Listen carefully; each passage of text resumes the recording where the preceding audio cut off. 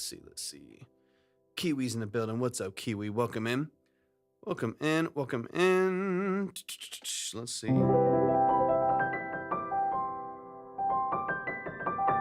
Malone, welcome in. Appreciate you being here. Welcome in to the stream. Let me double check a few things.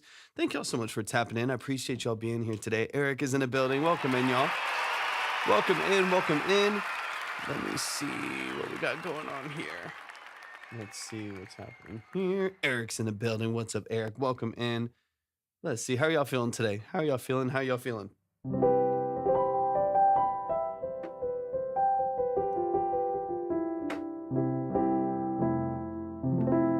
What's up? What's up? Good to see you. Appreciate you tapping in. Jen, welcome in as well. I appreciate you being here. If y'all are coming in over on TikTok, let me know where you are joining from. Would love to hear a little bit about y'all, what y'all are doing. And also, if you make music, let me know the kind of music that you make. We are going to dive into listening to a handful of y'all's music here in just a little bit as well. There are 2 lanes you can submit to. Of course, everything is at the link in my bio if you want to check them out. I will open everything up here in just a moment and explain the whole live stream and kind of the structure of what we do here in just a couple minutes as well. Gray Waves is in a building. What's up, dude? Thank you for the heart me. I appreciate that a lot. Let's see. Let me double check something here as well. The lovely QT, thank you so much for hopping in. Gray Waves, it's good to see you, man. I hope life is treating you okay.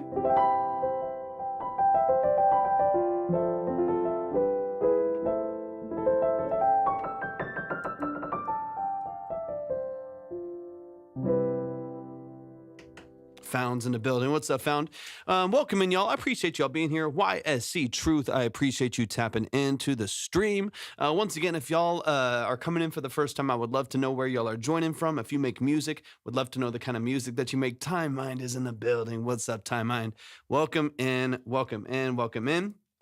And we'll get flowing with the music here in just a couple moments as well. Let me just rotate this just a hair just for a moment. There we go. There we go. There we go. Legend has a Torvik is best to listen to on wax cylinders. That's true. That's true. That's true. Little, not too many people know that, Time Mind. Not too many people know that. Y'all, welcome in. Welcome in, welcome in. Also, do me a huge favor as well. Joymont, welcome in. Is it David? Thank you so much for tapping in. I appreciate you being here.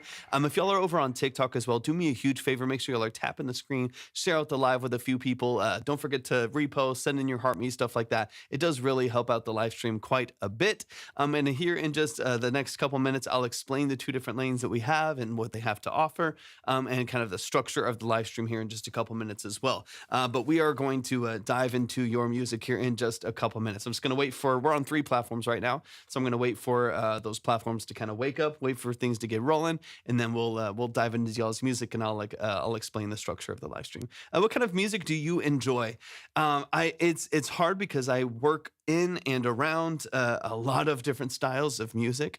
So it's a really challenging question because it really kind of just depends on the mood that I'm in, and what's going on. And so it's a tough question. I really love the 80s. I really love the 80s. So I do a lot of synth work. I do a lot of, it's a big portion of my job. So I love the 80s. I love synthwave, dark wave stuff. I love 80s pop and stuff like that. Think Depeche Mode, Tears for Fears, stuff like that. Absolutely love it. Absolutely love it. So that's a lot of the world, Kavinsky, stuff like that. That's a lot of the world that I live in as far as like my own taste in music. But I work because of that, because of the stuff that I have. I work in a lot of different genres, but I do really enjoy 80s sound design and structure and so on and so on. Dream Dial, thanks for tapping in. I'm not bringing anyone on to sing right now, but I do appreciate you tapping in so much. Great Waves in the building. Great Waves, man. I appreciate you so much, man. Thank you for the love. Thank you for the love. I'm a music artist from South Africa. Welcome in from South Africa, YSC. I appreciate you so much. Great Waves, that's so much love, man. I appreciate that more than you know. I mix and master my own music. YC. I love that. I love that. I love that. It's one of the goals of this live stream in a lot of forms is to help y'all have as much autonomy over your sound as possible, so you can work on your music yourself and you can improve on what you're doing and learn the tools that you need in order to improve on what you're doing. So like, I absolutely love that. YC. I think that's amazing. Hey, I appreciate you so much, man. That's a whole lot of love. Thank you, thank you, thank you for your generosity. I do like pop. Yeah, I mean, I think that's a generality, but I can appreciate it. I can appreciate it. Kind of, it kind of depends, but I do like pop. I mean, I think the pop vein that I like still it has to do with a lot of the typical sound design. Like I said, I love synths. I love the '80s stuff like that. So I like stuff like the Midnight. I like the Strike. I like it kind of depends. There's I like some of Joe's new stuff. I think is good. It kind of depends. I follow more producers than I do typically. I feel like follow just like artists, and bands and stuff like that. But yeah, I like pop. I do some instrumental music, experimental, ambient, and indie folk. Ooh, I love it. I love it. I love it. How long have you been doing that? How long have you been doing that? I'll be back to get your thoughts on it after it's released. Lord APOC, the first message you sent, I don't think came through. So I'm only seeing that second one. Um, but I think I can get kind of the I get the idea of it. So I'm excited. Whatever you do finish, whatever you're working on, I'm excited to dive into it. Um, do, do, do, do. Rizan, welcome in. Rizan, I hope I'm saying your name correctly. Thank you so much for tapping back in. I want to go to submit. It says submit a valid link. What do you mean? What do you mean? When I go to submit, it says submit a valid link. Just like when you click on the link, like it gives you an error. Is that what you're talking about? And y'all, in just a minute, once I get everything set up here, we will dive into the music. I'll explain the whole live stream, and then we'll get into it. But I want to make sure that the links and everything are working correctly. I'm gonna go try over on YouTube real quick. So let me go check it out really quick.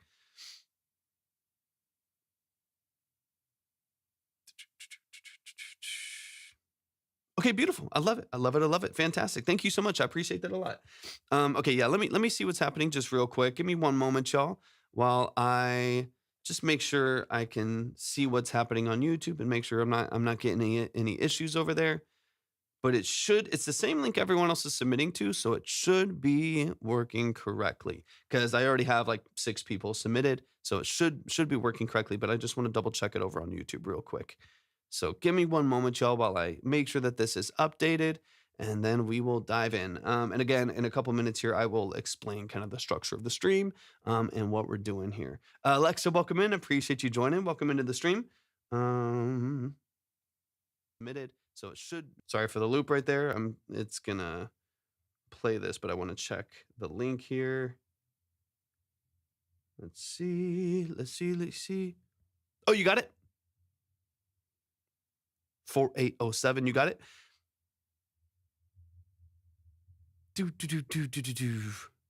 Perfect. Okay, awesome. I was like, I hope it is working correctly. I hope it's working correctly. There's so many. Literally right before I started the stream, I was running into some annoying issues with OBS and some whatever. There's inevitably always some technological issue with the running 3 different platforms on a stream. And it's kind of a nightmare sometimes. So I was like, I hope nothing's wrong because it is already so crazy trying to figure stuff out. So I'm glad it's working. Okay, let's get into the stream. Let's get into the stream. How long are you on, Dre? I'm gonna be on for just a couple hours. It just kind of depends. I'm obviously on much later than I typically am, so it just kind of depends on what happens tonight. I hopefully not too crazy, but I do plan on being on for a few hours. I do plan on being on for a few hours, getting into a handful of songs. Okay, let's get into it, y'all. Thank y'all so much for joining. For those of you who are coming in for the first time, welcome to Track Talk. Welcome to the family. I appreciate y'all being here so much. Thanks for joining Track Talk today. If you have never been here before, let's get into it. If you've never joined Track Talk before, there are 2 lanes that you can submit into. There is a free line. That free line is up to 2 minutes of your song and a quick note. So those are going to move, if we get to those are going to be pretty fast. Up to 2 minutes of your song and just a quick note on the structure of your music. One of the main things that we do here in Track Talk and have done for the last 3.5 years of doing the stream are the consultation side. That's the paid side. On the consultation side, those are 20 to 30 minute multiple listen, deep dive consultations on the structure of your music. Those are not quick reviews. Those are deep dives into the structure of what you're doing. We're going to dive into the mix and master, production elements, sound design, lyric and song formatting, vocal structure, whatever it may be. Those are, like I said, not a quick review. There's no trash or pass. There's no ratings. There's no polls. That is a long form, really detailed analysis of what you're doing both creatively and practically within the structure of your music. For those of you who don't know, my name is Torvik. I'm a full-time audio engineer, producer, and session musician. It's what I've done for the last 14 plus years. That's what I do for a career. I'm also a classically trained pianist, so a lot of the structure, a lot of what we talk about here is from that perspective, is to offer some tools, some tips, some actionable feedback on what you're doing within the structure of your music. Well, the ones in the free queue get played today. It just kind of depends on what happens. I'm going to try to get to hopefully maybe a few of them, but it just kind of depends on where the wind blows with the algorithm and who happens to submit. It's going to vary pretty dramatically on kind of what happens within the structure of the live, but I'm going to try to get to a few of those today if I'm able to. I played a gig today and felt great. Now I feel shit and I don't know why. Go play another gig, Jackson. I'm just kidding. I don't want to make light of that actually. It can be incredibly fulfilling. Sorry, I didn't mean to make light, but it can be incredibly fulfilling doing something that you love. And there can be, I've actually talked to a lot of, to turn this in the proper direction, I have talked to a lot of producers and musicians and performers and artists where they get such a high from the thing that they love the most, the performing, the being on stage, whether it's like the attention, it's the crowd, it's the energy there, whether it's just like being a part of the production experience, whether it's being a part of, a live performance, in your case, doing a gig.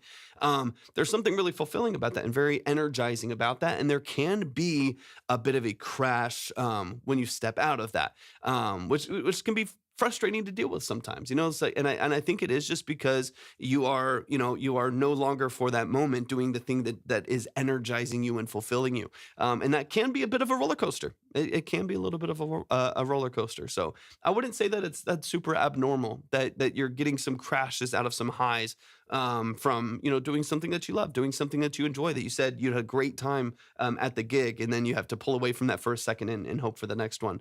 Okay, let me update just a few things here. Caleb, I got you. Dre, I got you. Gray Waves, I got you. Y'all are ready to go. Let me refresh here real quick.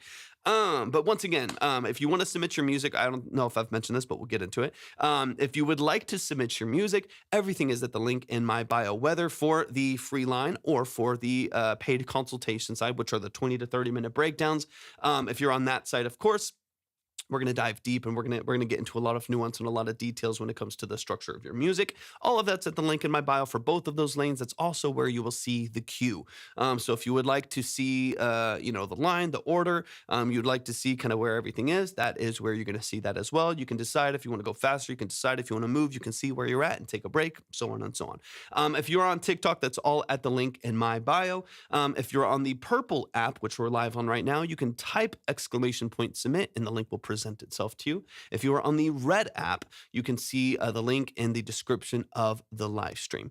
At my profile, Belex, at my profile. All right. Let's get it. Gray Waves, are you ready? I'm not usually live at this time. That is very, very true. That is very, very true. Yeah, we're going to be live for a couple hours. My schedule's a little bit all over the place. Tonight, I'm going to be on for a couple hours late, and then I'm probably going to be on for a couple hours early tomorrow. So I'm thinking probably like 10 or 11 a.m. Tomorrow. It's kind of my goal. And then we'll, rest of the week, I think will be an interesting schedule too. I wish my schedule could be more consistent. It just can't be right now. So I'm sorry for that, y'all. Hopefully in the future, that's a little bit easier. But everything that I'm doing is just kind of all over the place. But what's up, Chase Samples? Good to see you. What speaker are you using? I'm not using a speaker right now, but the monitors that I have in my studio are the 6.5. I forget the exact model, but this is 6.5 inch focal studio monitors. That's what I have here. I use those kind of in tandem to using the focals on the ears. But yeah, I forget I can't remember if they're shapes or alphas. But they're the ones that I have here in the studio. Let me see. Do. Okay, no worries at all, Gray. I got you. Chase, it's so good to see you, man. I hope you're doing amazing today. It's good to see that name pop up in the chat. I know I'm missing some questions, so I just want to answer just like a few things here before we get in. Well, they both look at the same value. Whichever's easiest will work fine. I think I'm missing some stuff here. I'm going to try my best.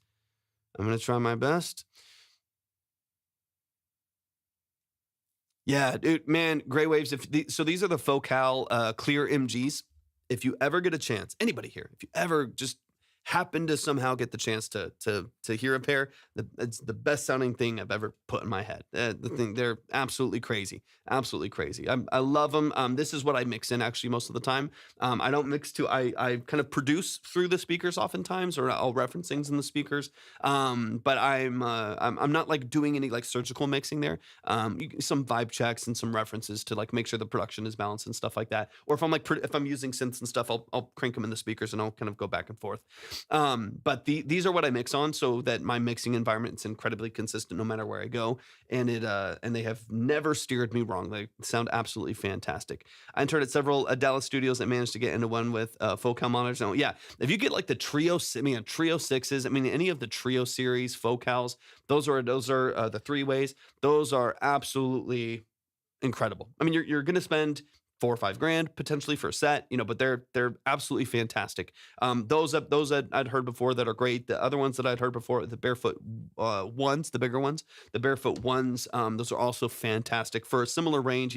Let's say about $3 grand-ish, $3 or $4 grand, something like that. They're doing some great stuff as well. I would love to in the future at some point. I don't need them right now, so I'm not even necessarily looking that direction. But I would love to get some. Barefoots in here. I've heard them before, and I've been able to really enjoy the process there too. Best setup condition in the room I could have. Yeah. The Focals are great, man. Focals are awesome. I think they're alphas, the ones that I have in here, the 6.5s. Haven't steered me wrong. I like them. A little bass inflated. They're, a little whatever, but they're good for when I'm producing in the room. They're good for when I'm throwing out ideas. If I'm doing session work, if I'm doing production work, then I love having the Focals in the room. Otherwise, I got these headphones on all the time, and I absolutely love them. Thank you, YSC. I appreciate you so much. Luke and Alex, thank you for the follow. I appreciate it. Let's get into some music. Retrack is in the building. What's up, Retrack? Thanks for the heart me. Thanks for tapping in, man. Hope you're doing amazing tonight. Let's dive in. Cali Audio is great. I know some phenomenal producers and engineers that use Cali Audio. They're awesome. They're probably some of the better monitors for the price. It's not like they are competing at the highest level, but for the price, it's pretty hard to beat. Especially their 3-ways, the bigger towers. Those are pretty hard to beat for $800 for a pair, $900 for a pair for their better speakers. Like that's pretty solid. That's pretty solid. Let's get into it, man. We got Gray Waves in the building. Let's dive into some music. Chase Samples, I got you. We're diving into it. We're gonna kick off the consultations now. So let's get into it. Gray Waves. Let me see. Let me just double check everything here. Yeah, I have it on there. You can always keep in mind or keep a tab open with that line, because it will show you exactly where you are in that list. Excuse me. There are some people that are in front of you right now, but it will just kind of depend on where you want to place yourself, so on and so on. But let's get into it. We're going to kick it off. We got Gray Waves. This is a jazz rendition of an acoustic guitar song I wrote as an insult. Gray Waves, you know the deal better than most. Give me some details. Give me some context. Also, let the people know the role that you play in your music. Obviously, I've heard your stuff many times before, but let the people know kind of what you do within the production structure here and stuff like that. And let's dive in, man. I appreciate you so much.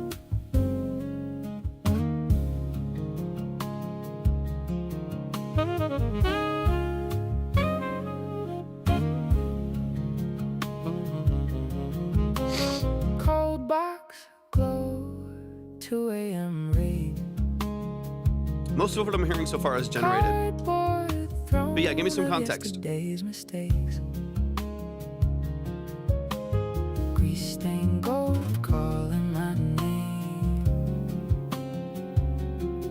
You left them here, so I guess that's fate. I'm eating leftover French fries getting over you. Soggy little alibi, salted with the truth.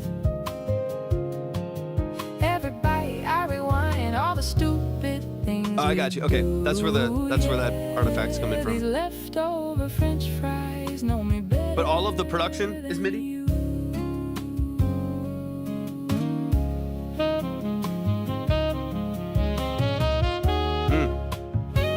East-West is great. East-West is so good. Ketchup hard on a chip. 214 is great. Yeah. 214 is great. I wouldn't feel shy about the 214. It's a solid mic for, if you can find one for like $300 or $400 bucks. Going back for one more trust. I'm eating leftover French fries like I'm getting over you. A soggy little alibi, salted with the truth. I feel you. With every bite I rewind, all the stupid things we do. Yeah, these leftover French fries know me better than you. Oh, yeah.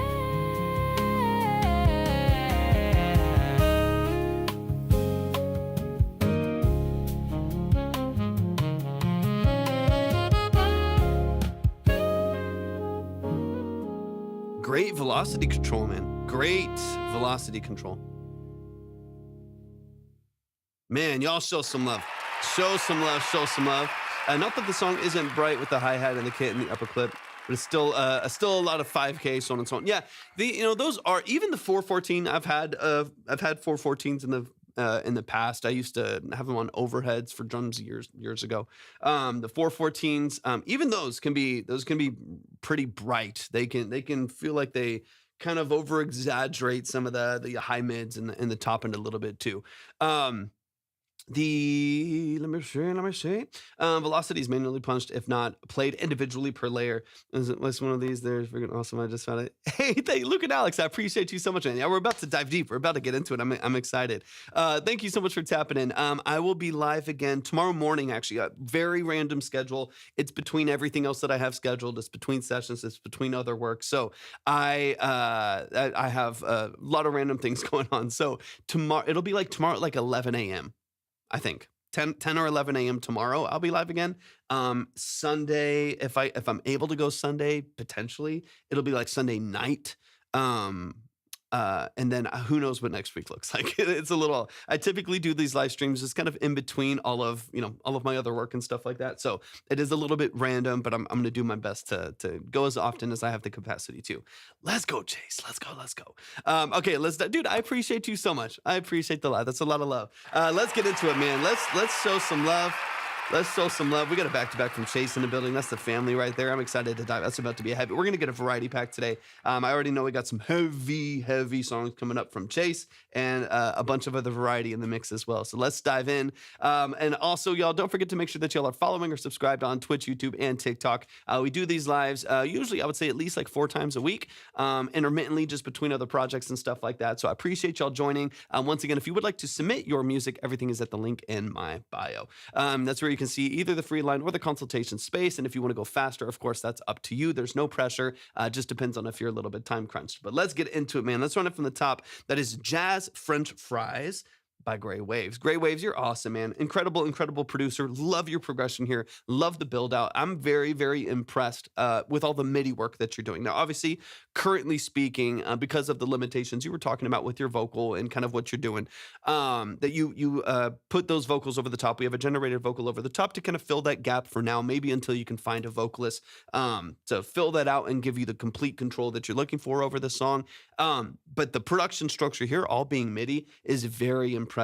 Your ability to walk through the different velocity ranges and re-trigger each of those different samples within those VSTs is really impressive. It makes them feel so much more natural, so much more interesting to listen to. They feel more like they're real instruments than a bunch of plugins. Now, obviously, the good quality, East-West plugins, Spitfire plugins, stuff like that. These are these might as well, in some senses, be real instruments with the amount of sampling depth that they have, the different articulations and stuff like that. It makes it to where you're getting a pretty close to real thing, even like legato swings between notes on a cello or a violin and stuff like that. You're getting pretty close to real, which is impressive. It's impressive. So you're doing a lot of things really well. It's easy to get lazy with it. I'm not saying that most people do necessarily, but it can be really easy to get lazy with MIDI, where you're like, let me just quantize it, let me just slap it to the grid, let me just make the velocity ranges really consistent and then move on to the next part. But you've done a great job of like, how would I actually play this with a real instrument, right? Like that's like, I tell people all the time, actually I was talking to an artist yesterday about this, of like when you're programming drums, you kind of have to think like a drummer. If you want it to actually sound good, you have to actually like think like a drummer. You can't, it's one thing to just program things and toss it in there and run your hats and loop everything forward. But if you want it to actually feel natural and not feel like you get good drums in the background, and that's, you can hear the digital processing and the artifact and stuff like that, and you want it to feel more natural, think about what it would be like to actually play that song in the drums and what is even possible in playing that song in the drums. That can be helpful to having like a more authentic sound, especially when you are utilizing MIDI. Maybe you don't have a live drum set. Maybe you don't have some of these other elements. Make sure that you are spending time, in your MIDI, spending time with your velocity ranges to make as consistent of a sound as possible. Rhymes, thank you for the follow. I appreciate that a lot. Nadir, thank you for the follow as well. I appreciate y'all so much. Y'all are amazing. Thank y'all for hopping in today. That's all playing them in IRL and then emulating them for years. 100%. Dude, I agree. It's the same. It's the same when I'm playing synths here, or when I'm playing with different elements here, or I'm writing in drums and MIDI, or whatever. You gotta actually dig into those nuances to make sure you're getting as authentic of a sound as possible. Well, let's run it, man. Let's run it. We're going to run it from the top. We're going to dive into some details here. But man, show some love to Gray Waves. Gray Waves, you're a beast. I really hope in the near future, just from a publishing rights space, a mechanical rights space, I hope you're able to get a vocalist on here to where you're able to gain full control over everything in the song. I think that would be nice, because the production structure itself is really beautiful. It's really, really, really beautiful. So I look forward to the hopefully near future where you're able to get a really, really solid vocal. I mean, Senko might know someone. Senko, I think you know Senko, right? He might know someone. He knows a lot of like great contemporary and like jazz vocalists and stuff like that. That might be someone worth shooting a message to. But yeah, so much potential. It's a beautiful production structure. Let's run it from the top. Let's dive into some details here.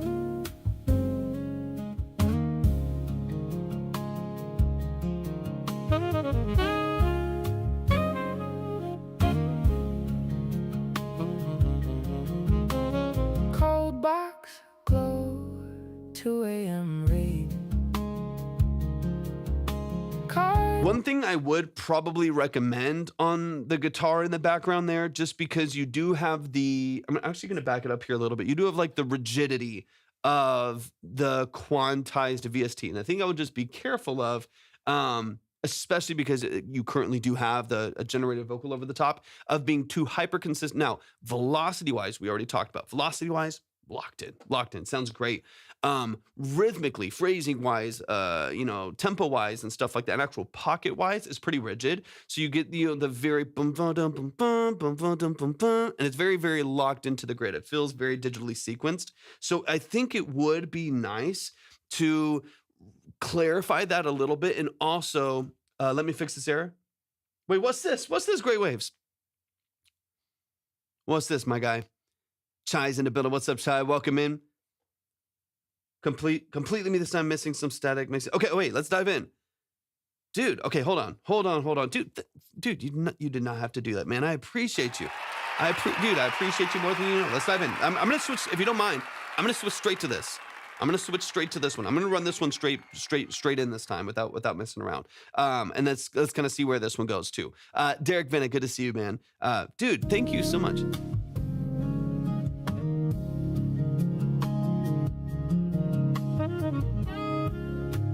Good to see you, man. Appreciate you tapping in. Blocks, 2 a.m. rain. God, thrown against the day's mistakes. Grief stained gold, color mine and Okay, okay. You left them here, so I guess that's fate. Found me the leftover French fries, like I'm getting over you. Come on, Gray. Something with the truth. Everybody and everyone and all the stupid things we do. Really quick, I'm curious about something. I think is my vocal reverb play or the echo delay killing me on the high? On the high. You've got my wheel spinning here real quick. Just out of context, did you run your last mix through the generator in order to kind of create the bounce that the other one has? Is that why it has some of that sound? I was kind of curious about that. Like you had this original and then ran this in, and it created the mix that we heard the first time. Is that what I'm listening to here? You got my wheel spinning, Gray Waves. You got my wheel spinning. Hold on. These leftover French fries will be better than you.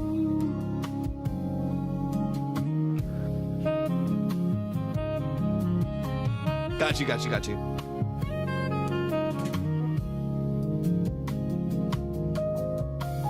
Ketchup on a chipped white plate. Yeah. That's what I was thinking. Down to the red escape. Crunch console, kinda like us. Still I keep going back for That makes sense. one more trust. I need leftover French fries, like I'm bleeding over you. Talking lullabies. There's like this, obviously like I can understand some of the limitations that you're talking about, and I can understand kind of your perspective on what you're dealing with your vocal early on. Cut that S too early.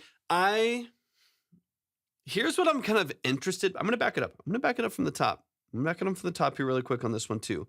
Hearing your vocal in this context obviously needs some work, right? Obviously, we're over exaggerating some of these, compressors are over exaggerating on some of the filtering and the reverbs and the delays to kind of overcompensate for some of the other things we want to fix. I'm fine with that. I don't mind that in this context right now. It is what it is.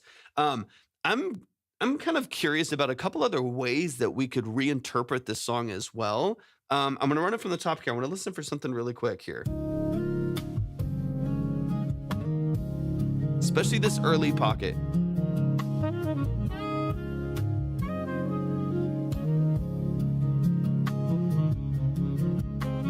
Roadblocks, glow, 2 a.m. rain. Scoreboard thrown against the I could hear do you know what is one of I gotta pull it up on Spotify really quick. I could hear, even with your original vocal here, I could hear 4/4 at 68 BPM. I think this is 68 at 80 BPM. This is still 4/4. It's still a 4/4 time signature. But I could hear like a lo-fi, like your vocal is kind of inspiring a different twist here. I could hear like a lo-fi remix of this using your original vocal. I mean, Retrack might be someone who could do something like this. But there is a song, it's one of my favorite lo-fi songs, called Alicia, thanks for the follow. Everything's at the link in my bio. I'm looking for this song. It's called Koi Pond, and it is by Arden and Clayhouse. I love the song. I want to show you some parts of it. Here's what I'm kind of imagining. I love the song so much.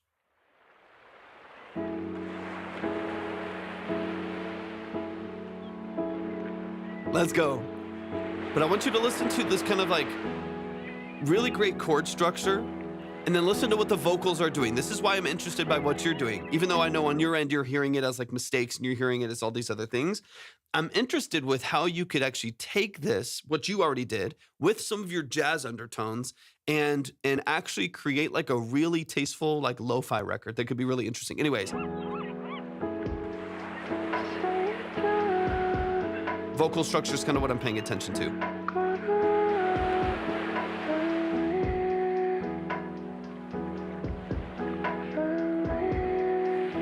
Where it's like you're taking something. I love this so much. We're not looking for perfect legibility or clarity. It's vibe forward. energy forward.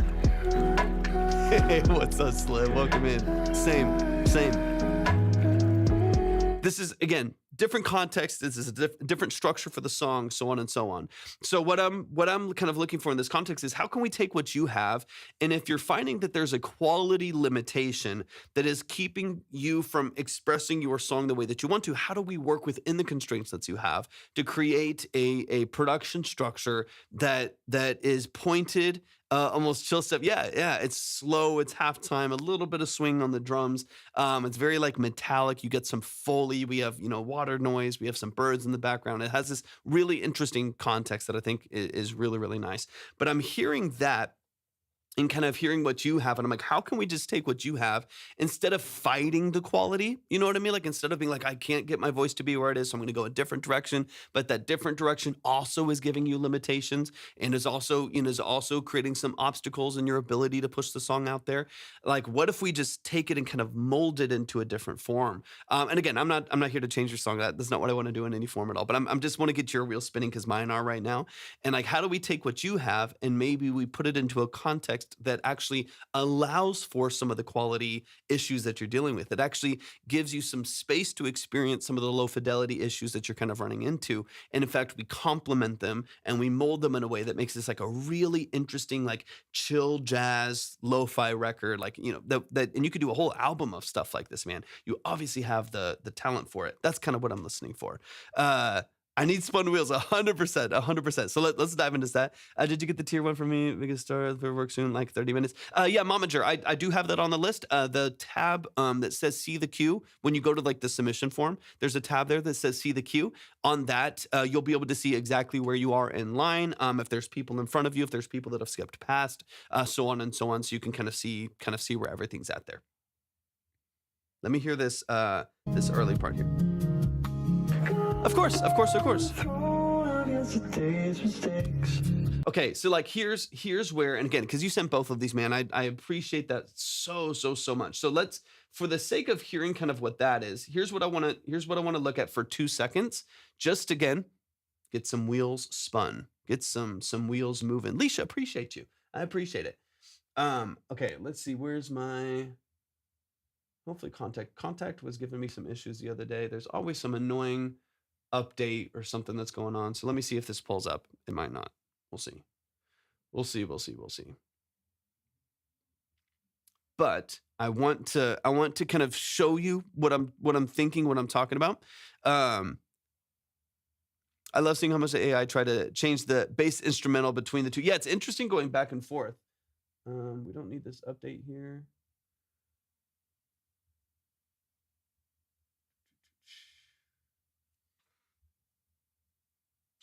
Hold on, exit out of here. Okay. So let me go to over here real quick and show you kind of what I'm talking about. I think it's Rudiments. I love this drum plugin. It's Rudiments. It's in I have it in Contact. I think it's this. Oops, that's with the piano on it. Let's not do that.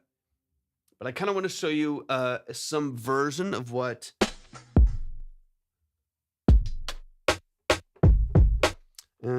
see Brooks and many I have no clue what that is, but thank you. I think a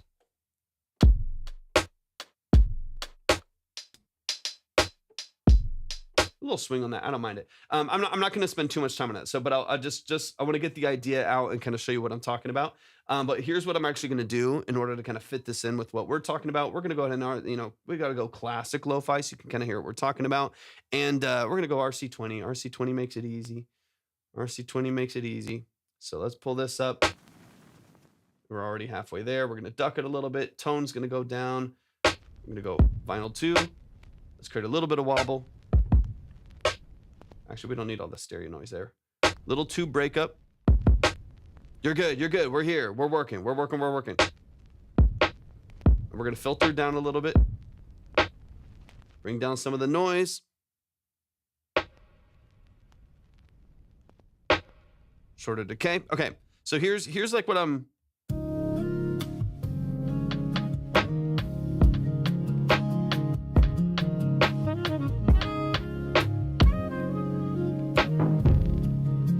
bring this up a little bit. We're gonna have to use our imagination here a little bit.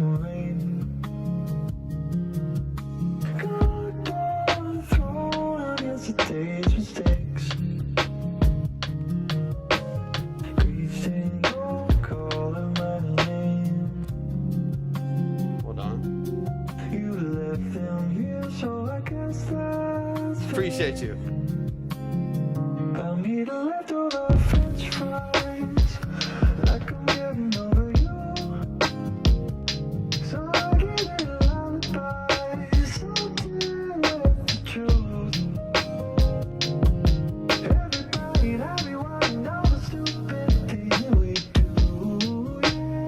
Like you could have a whole structure underneath this that again allows for some of the issues that you're running to quality wise. If you simplify some of your production structure and get really compartmentalized with the way that you filter, the way that you build those structures, the better off the rest of these elements are going to fall into place. You can have a like filtered dark vocal with some chorusing. You can have some of these other elements in there on your vocal and on your vocal chain.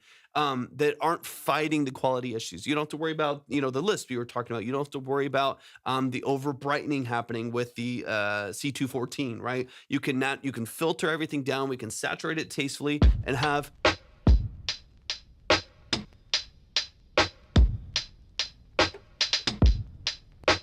just a completely different feel and different structure underneath it that just complements some of the movements that you already have there. And like I said before, I am quite literally not saying that like you have to do this or should do this. Like this is just to give you some context on sometimes there's times where you're running into quality issues that you just don't have control over the ability to fix right now. And sometimes it could be better to lean into them. I'm going to give you one quick example and then we'll move on in the song. We'll get into some of these other sections here really briefly. But I had an artist that I was mixing for. This was probably 3 or 4 years ago or something like that. But they were an artist that at the time they were recording on BandLab. They were quite literally using, I think they actually did get a mic at the time, but they sent me their vocals. It was for a rock song. Like a kind of an alternative rock song. They sent me their vocals and pretty poor quality. It was pretty bad quality. Every 6 words, it was clipping like crazy. Just distort, like they would just start, yelling. They would just get too close to the mic. They started clipping and just distorting in a way that was really unflattering. And it didn't sound like cool in the way that it was clipping. They had a really cheap mic at the time too. It sounded pretty bad, like when they were tracking it. So I was starting the mix for the song and I was going through all these vocal files and realizing that they were all clipping and they were all sounding pretty nasty. And so I reached out to the artist and I said, hey, every couple words when you're doing these like higher vocal lines on the end of your verse and going into your hook, you're getting a lot of clipping, like you're clipping your preamp. And so once it's printed, I can't do anything about it. So you're getting all this distortion. Would you mind re-recording this hook and re-recording these different parts? They said, no, I don't have the ability to do that. For whatever reason, they refused to re-record any of the vocals. So what I told them is like, basically I'm going to disguise your vocals then. And so what we did is I funneled the whole mix into a slightly different feel in order to allow for that clipping that was going on. So we basically distorted all of the vocals and kind of soft clipped and pushed and really cranked all of the vocals. And on the guitar, because I did have the multi-track, on the guitar side, I made them feel fuzzier. I made them feel a little grungier. It was a little bit of like a clean kind of VST track, similar to what we're talking about here, right? But it was a clean VST track. And but I muddied it up. I darkened some things. I made it fuzzy. I made it feel more like an underground garage grungy record, as opposed to like a clean, really pristine, modern, alternative metal song or something like that, or progressive metal song. And the result of it was that everything, even though there was a ton of mistakes in the recording, a ton of issues in the recording, everything sounded intentional all of a sudden because we distorted everything and made all of the vocals feel kind of harsh and brittle and like they were really, really pushing the limits of the microphone as opposed to just being clean and then randomly distorting because of the clipping and stuff like that. So the reason why I say that is like sometimes the best way to get around the issues that you have in your recording process, especially when it's just a limitation you can't seem to get past, is to utilize it in your process and allow it to be a little bit more a part of what you're doing. I think if you can be really really tasteful with that, especially early on, like you're talking about like issues with the microphone or issues with your own vocal structure where you don't feel really confident in certain aspects of this vocal structure. One, I would love for you to just gain the confidence to be really bold with it and let that vocal live where it needs to live. But on the other side of that, utilize some of those things in the way that you build your production. So maybe it's not going to clean and open modern jazz,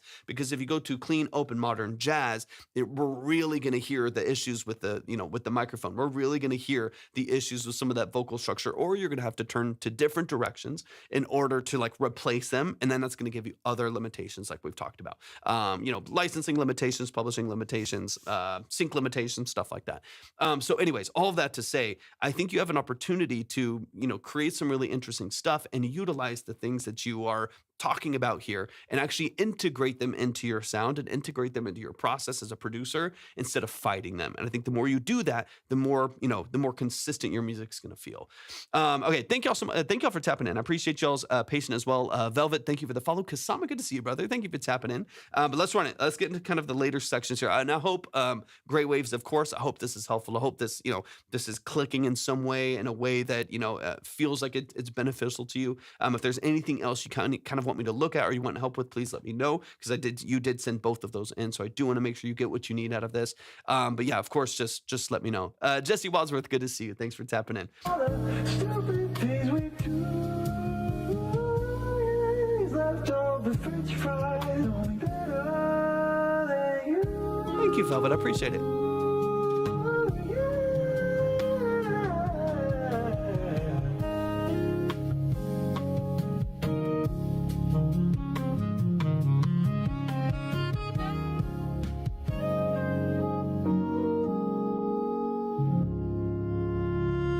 So now I'm gonna go back over here. I'm gonna finish this one here and close this one out. Let me go back. Movie Goblin, thank you for the follow. I appreciate it. Miles is in the building. What's up, Miles? Good to see you. Good to see you. Good to see you. Okay, let me jump to this one real quick because this is the other one that we've talked about. That's the original. Let's go here. So this is the updated one here. Go calling my name. You left them here, so I guess that's fate. Because again, you can kind of take this pursuit of a really open sound, and then you're running into processing limitations or whatever it may be, right? You're running into some frustrations that you have with what you're using and frustrations with your own expression of your vocal and stuff like that. So that's always the route that I typically go with stuff like that is we'll grow over time, we'll improve over time, use what you have now, and find ways to integrate it, right? Like whether you have cheap stuff, you have expensive stuff, you have, great musical ability or limited usability, use what you have to the absolute max, right? If you are like a beginning guitarist, where your stuff will start to like, and this is not you, I'm speaking kind of to everyone, speaking to myself, right? If you're like a beginning guitarist and you can barely play right now, trying to do too much, like trying to like write a Polyphia record, but you're barely making your way through it, there's gonna be a gap in people's experience of your music that's not gonna be very flattering to listen to. But if you just create a beautiful, simple, emotional song over a couple chords that work really well together, and you just nail those chords, track it appropriately, get it mixed really well, whether you do it or someone else does, then you're gonna get so much more of that emotion across because you're playing to the strengths that you currently have. That's kind of what I'm talking about here, Gray, is like play to the strengths that you currently have and do it to the max, do it with everything that you have, and build it out in a way that feels very authentic, and it feels like you're not forcing the song to do something that it doesn't want to do. You're not forcing your gear to do something it doesn't want to do right now. You're not switching to other limitations. You're not switching to other lanes that give you more limitations and obstacles, but you're using what you have in order to create a sound that is, fully you and fully present in what you're trying to get out of it. Wrote a great song today while waiting for my barber. Let's go, Miles. I love to hear it, man. Love to hear it. Y'all please show some love, man. Limited music. I love it. Sound that's like I think where people go wrong sometimes, and y'all please show some love to Gray Waves. I know you got spotty internet right now, and just a quick reminder that every single one of these are saved to YouTube as well. So if you ever need to go back and reference something, you ever need to go back and take some notes or screen record or take a clip or something like that, all of these live streams are saved to the Track Talk live stream playlist on YouTube, which you can find at my link in my bio as well. That way you never miss anything, and you never have to worry about not getting part of your breakdown because you lost signal or you had to leave or anything like that. I always want to make sure y'all are set and you're ready to go. But I think where a lot of people go wrong is they feel like they need to force themselves out of a very like comfortable, very familiar lane for them, and force themselves into someone else's way of doing something.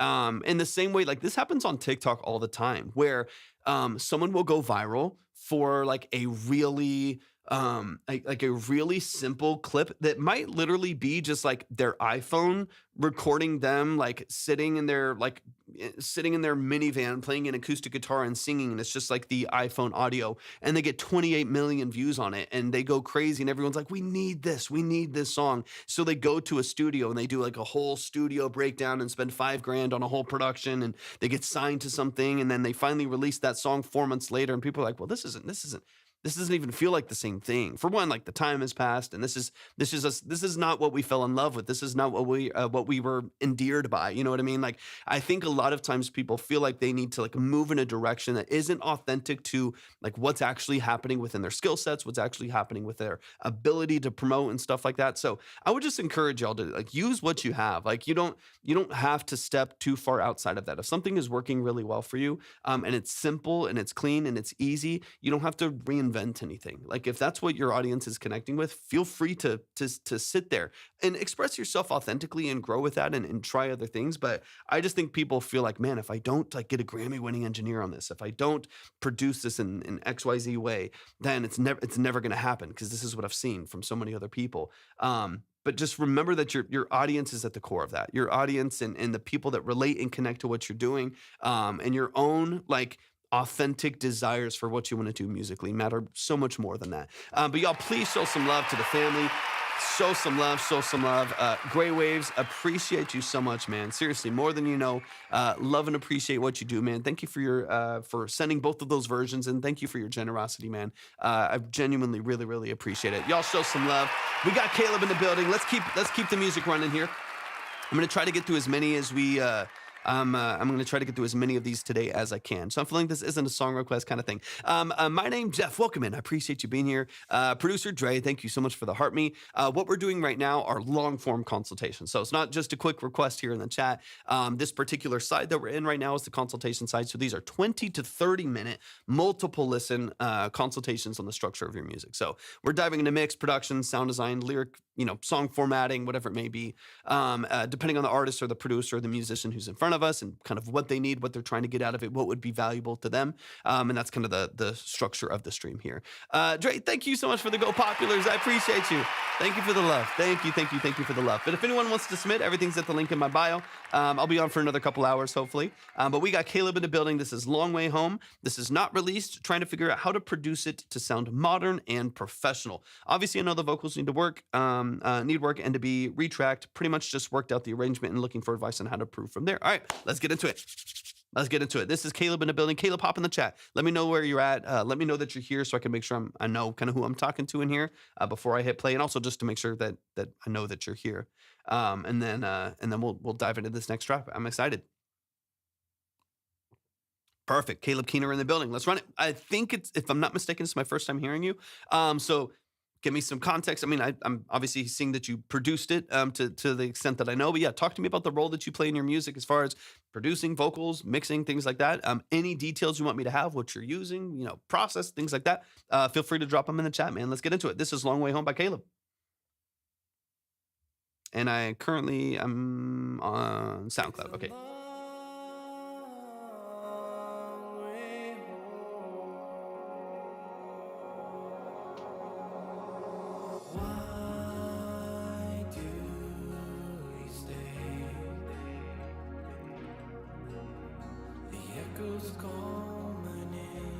We got the 80s Juno style progression.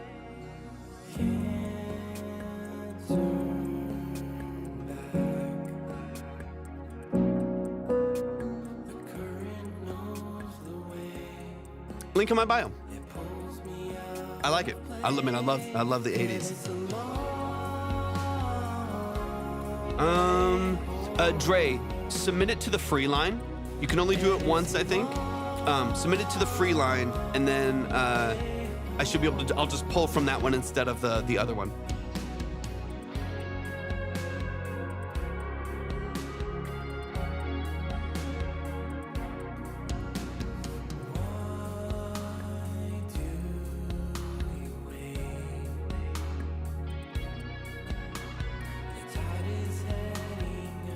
Everything so far, right lyrics, produced, record, sing. Okay, I love that. I love it, I love it. I think your instincts are great.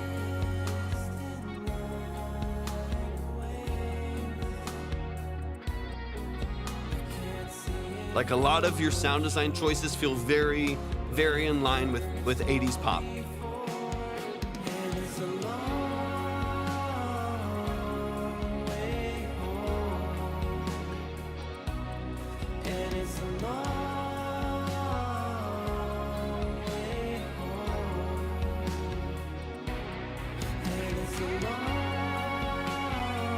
Love the chorusing on the lead.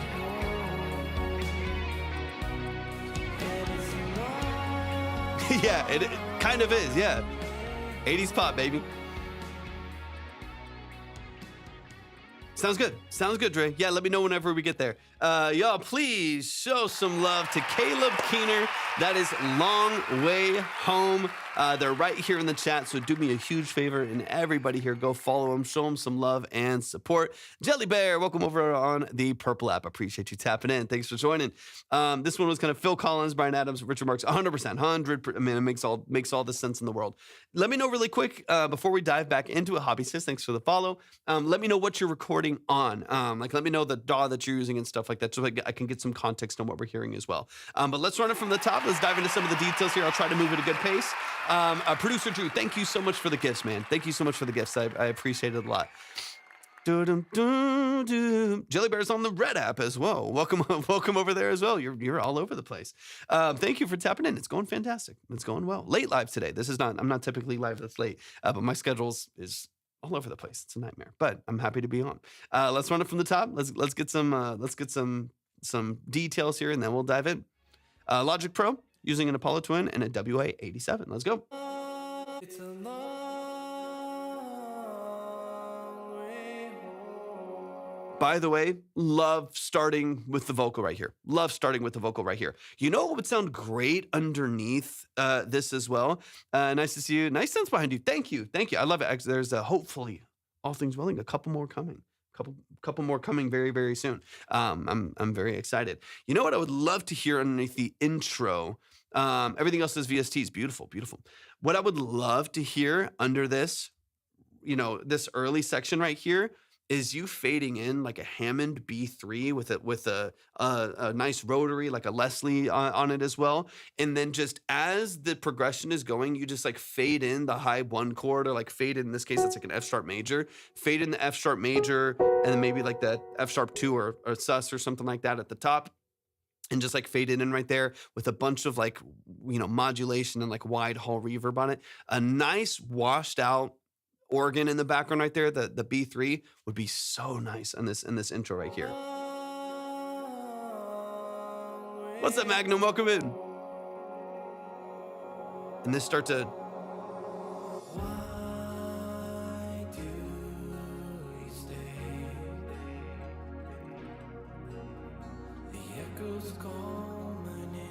one thing I would suggest here, okay, so if you don't mind, I would love to talk about some production elements. Rate the SM7DB, please. I mean, it's a fine. I have an SM7B with a FET head as an inline preamp. It's fine. It's a fine microphone.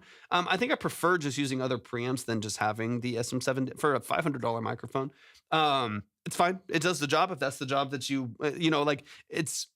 There's nothing special. I mean, you know what I mean? Like it's a fine microphone. It does what that microphone does. And if you want what that microphone does, then it'll do exactly that.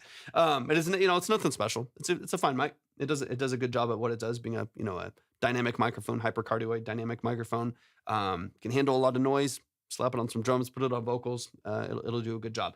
Okay, so since my Juno is not plugged in, Silex in the building. What's up, Silex? Thank you for the heart me as well. I appreciate it. So I'm going to pull up a 106, right? I love the 106. I've got one right here behind me. It's one of my favorite sounds of synths, and you got one sitting in your mix right now. Boom, there's your sound. We're already on it, right? So we have this, right? We already have, a lot of that texture right here.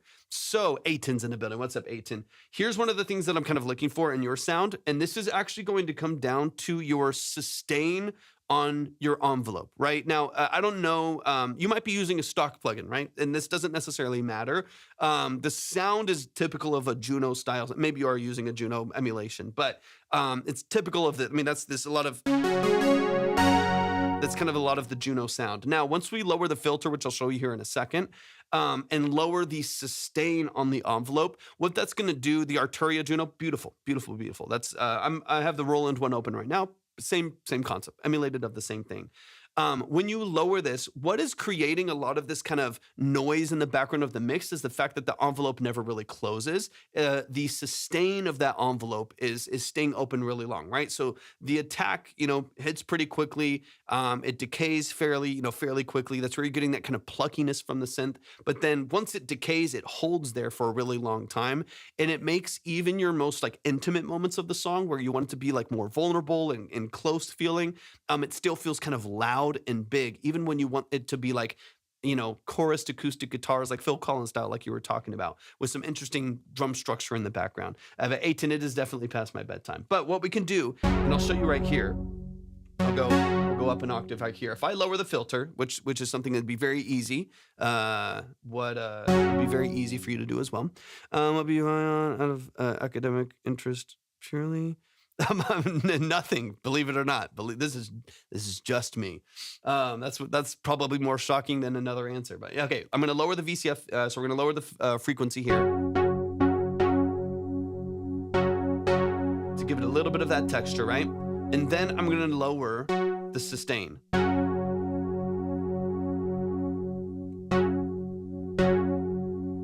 We can open up the filter a little bit here, but it's going to get the synth kind of out of the way.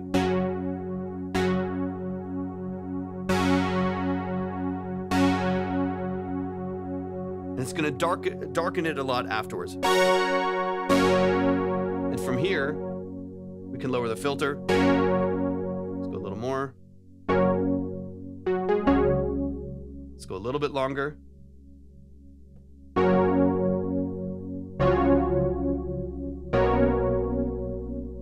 You hear how it kind of gets out of the way then?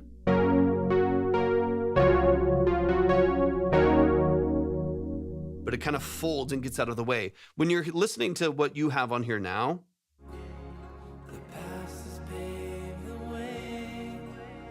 it keeps that filter open. I'm gonna open it up just a little bit more here.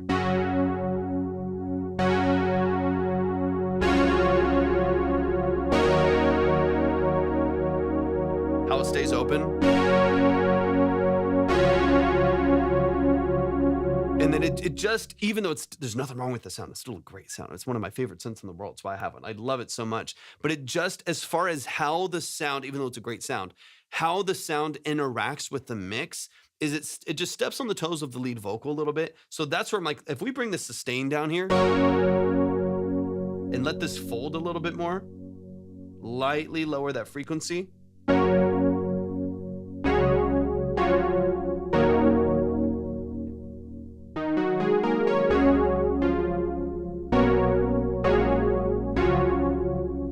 Gets it out of the way of the vocal a little bit more.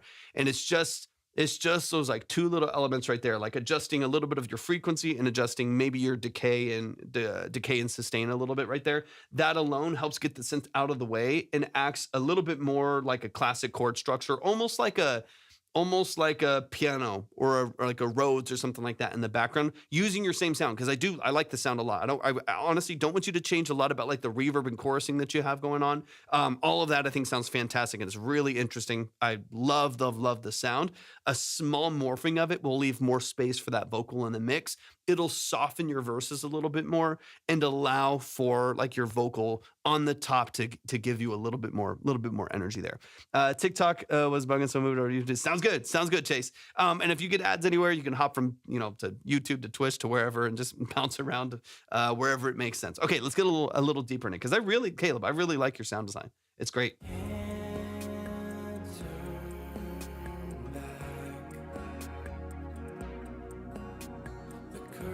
Yeah, it's cool. Great voice too. And it's a long way home. And it's a long way home.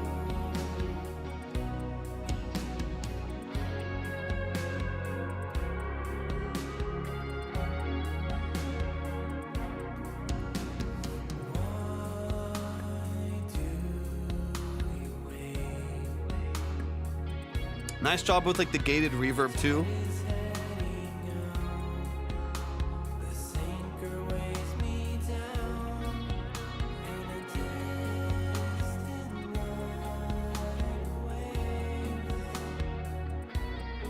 I can't see it from, Definitely, definitely. but I've heard it's gone before. And it's a long I would definitely make sure when you're first starting your hook, at least, that we add a crash in right there, because I know it's all MIDI. Just a psh, that just to start each of those hooks, and maybe even start the B section of the hook. It comes in really dry, and I think that's one of the places where the dynamics can really easily like flatline, even if the sounds are really good, which they are. I think your sound design choices are great. I think your guitar tone is awesome. All of that to me sounds fantastic. You're doing that in such a great way. I love it. I love it a lot. But the introduction of your hook and then halfway through your hook, it feels like it weakens a little bit just because we don't have the simplicity of even just one crash to kickstart that next line right there. way home. But I've heard it's gone before. And it's a long way home. And here's one thing. Okay, so we can talk a little bit about the production structure here as well. And then Caleb, seriously, I'm a big fan of what you're doing here, especially these early productions like this, man. You're doing a great job. I think your sound design choices are awesome. You have this kind of like TR-808 style, which I love, but kind of TR-808 style percussion loop in the background. It's some of your hats and some other percussion. Is a little background ear candy right there. I don't mind that, but what I would probably do so that the pacing of the song doesn't get monotonous, hearing the exact same like loops in the background, because your brain will just start to tune them out, and or it'll just start to sound boring over the long term, even if it's a cool sound. I would probably cut that for your hook, maybe keep it in the verses. So when you have this more, let me see, like this. Keep this little structure. Is TikTok being super glitchy, y'all? It's annoying. It's annoying. If you have any issues on TikTok, hop on over to YouTube or Twitch. If you get ads on one, hop onto the other one. You get ads on one, hop on over to the other one if TikTok's being glitchy. It's an M147 tube. M147 tube. I love it. I love it. I love it. I've had it for a while. TikTok is getting stuck. Dang, that's annoying. That's annoying. Okay, so like this little section here. So yeah, if y'all need to hop on over to TikTok, hop on over to Twitch or YouTube or something like that, then feel free to do so. You can bounce around a little bit. Some of them have a longer delay than others. You gotta kind of figure it out.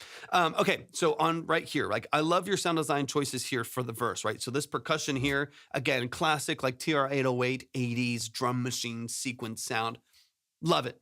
Love it, love it, love it. There's nothing wrong with that at all. I think that sounds fantastic.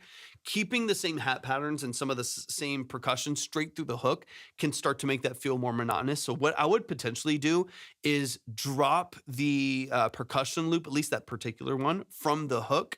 Perfect, Eytan.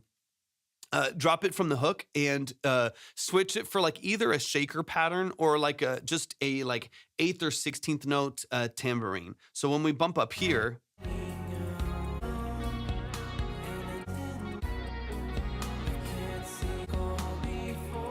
here, and then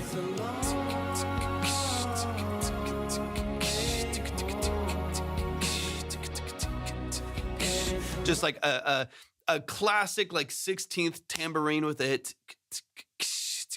Just something super simple and super open right there. I do think would kind of wake up the hook a little bit more there than being subdued by the sequencing of the drum machine underneath it, just because it's such a like thin, short decay, small sound, which is perfect for the verses. It fits beautifully in the verse. But once you get to the hook, especially 80s style stadium anthemic pop records, opening up this hook is going to be really, really important. So I do think I think a tambourine would be amazing, even if it's just like a splice loop. A tambourine on the hook would be amazing. Taking out the percussion loop, and then adding in a crash to start it, so you get the as soon as you start that hook. Waking up the structure right there, I think will help you out a lot.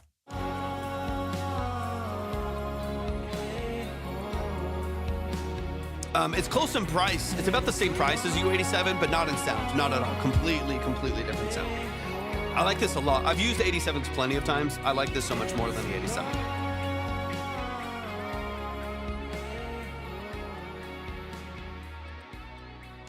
Yeah, I can feel that the hook doesn't feel as big as it wants to be. And that's where having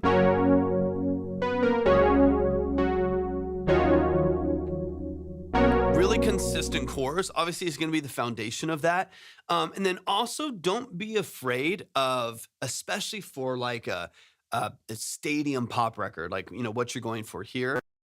Don't be afraid of like a really strong open strum distorted electric guitar. What I'm hearing here in the outro here,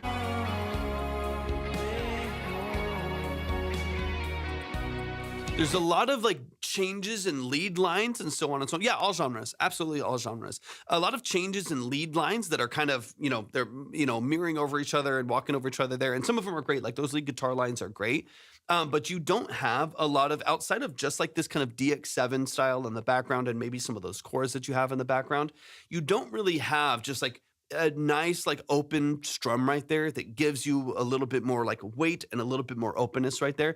That is one thing that I think you could use a little bit more of as well. Right now you have like clean like FM style chords from there, you know, decent bass underneath, but you don't really have something that just fills in that full spectrum. That's where just like easy chord strumming on the guitar can really open it up. And you can chorus it, of course, but I'd probably double track those to make it nice and wide and nice and open. Because that's another thing that's going to make this mix feel smaller, is that you don't have a lot of double tracked elements. You have some, you know, singular elements that you have then like chorus, like add a chorus to, or made sure that it has a fair, you know, stereo spread, but nothing that's like really double tracks. So the guitars are going to feel smaller, the drums are going to feel smaller because they're all sequenced too.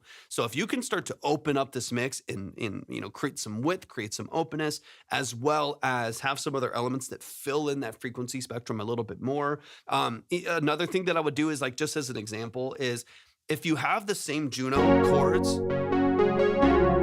for most of like the verses, right? If you have that on the verses, then create an automation lane in Logic for the filter and maybe a couple other elements in there, a couple other, different knobs and stuff on the Juno, and actually automate open by like 3%, 5% the filter as well. So you'll start a little bit duller and a little bit more mellow, but you can open up the filter of some of your different synths as well, only on the chorus, and then bring them back down for the verse. Those different automation changes can also make the song feel like it's living and breathing and like it has a little bit more movement to it. And it'll obviously, if I go here and I open up this filter and I go from, you know, where it was just a second ago and I open it up to this,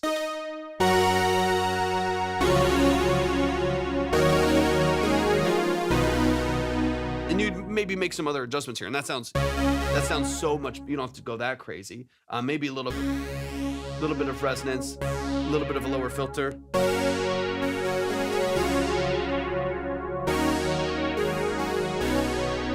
Like even just that, and that would be literally just changing resonance and filter. A little bit of automation there, raise the resonance, lower the filter, and the whole song kind of, you know, the whole sound kind of comes to life. It has some shimmer to it. It's got a little bit of that ringing at the top end right there that feels more interesting and engaging to listen to.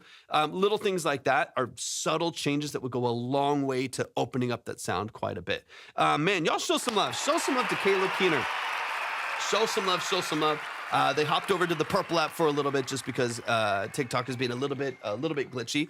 Demos are perfectly fine. In fact, the last song was a demo as well. We get a lot of people submit demos, especially to fix things before going to distribution or going to their engineer or whatever it may be. So absolutely, we'll take works in progress and demos and so on and so on. Yeah, 100%, Eytan, 100%. Yeah. absolutely. I'm good for a while. I've only heard a handful of songs, but y'all show some love, man. Show some love. That is Caleb Keener, Long Way Home. I think the bones of what you're doing is phenomenal. It's fantastic. It's great guitar tone. Your instincts for the sound that you're creating, I think, are fantastic. Now, what I want you to lean into is, I think, to be honest, just more time molding those sounds. Just like the sounds that you have are really, really great. So let's like dig into the synth and how it interacts with the vocal a little bit more. Dive into the drums just a little bit. Lean into some of these other little elements here, and percussion, where you have a tambourine, where you have a crash cymbal. The structure of what you have is fantastic. It's really, really well done. Now I want to mold it and morph it a little bit to where it's really complementary to what you're doing vocally as much as possible. But man, the core of this is absolutely fantastic. Absolutely fantastic. Y'all show some love, man. That's Caleb Keener, Audio Productions, Long Way Home. James in the building. What's up, James? Good evening. It is 10:49 p.m. for me, currently speaking.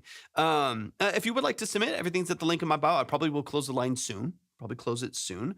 We got Pre in the building. What's up, Pre? Welcome in. All right, let me just double check a few things here. Pre, I got you. Let me go ahead and close this one up. But man, please show some love to Caleb Keener, man. I'm so as someone who loves the 80s, love 80s sound design. I'm a big fan of the work that you're doing already. All right, let me double check a few things here. Just make sure everything is up and running. 1, 2, 3. Okay, I'll keep that where it's at for now, but I will probably close things up here in just a little bit. But we're open for the time being. We got Pre in the building. This is One-Sided Love. It's unreleased. Pre, give me some details. Give me some context. Talk to me about the role that you're playing in this song. Let the chat know what's going on. But let's get into it. And if y'all are over on TikTok, do me a huge favor. Make sure y'all are tapping the screen share of the live. All of that good stuff. It does really help with the live stream quite a bit. If you want to submit right now, we're in consultation mode. We're going deep into these tracks. If you would like to submit, everything is at the link in my bio. Everything's at the link. Same with the queue. If you want to see the queue, you want to see the line, the order minimums, everything's at there at the link in my bio. All right, One-Sided Love, unreleased by Pre. Speaks for itself. Let's go.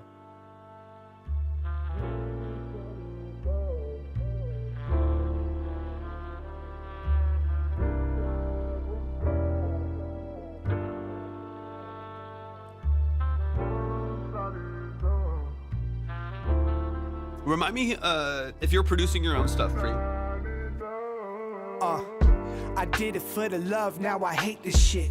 Cause they never do for you to the same extent. What should've been a win-win wasn't making sense. We could've made a mint, I ain't making sense. Man, I hate the vent, but gotta let some steam off. So if I seem off, I'm sorry, it's gonna take a minute. Of course, man. I'm back I got to you. being myself. I'm done bending over backwards. I'm back to back in myself. I'll be live tomorrow morning, Chase. To a corner, neither. I'm a born leader, but gotta follow my gut or I'll fall in the rut. Tomorrow it'll be early, like 10 or 11 a.m. Central. I'm solid as fuck. I stayed humble, stayed working and patient. All for what? Talk so what can happen, we're like dangling carrots. From inside looking out, it ain't as apparent. I couldn't see the red flags, it would've raised an awareness. It'd be a different situation if we base it on merit, I swear. I ain't got no more time for that one-sided love. One-sided love. One side. Smooth, man. I ain't got no more time for that one-sided love. One-sided love. One-sided love. Hey, everybody say they down when it's beneficial. And know they act like it was love, no ain't shit official. It all depend on where they stand at. And if they mad, it's like an obstacle. Who's the second vocalist? Gave the jacket off my back to keep these niggas warm. And yet they left me in the cold. You can check the queue the same place you submitted. There's a tab that says see the queue. It changes all the time, so that'll let you know.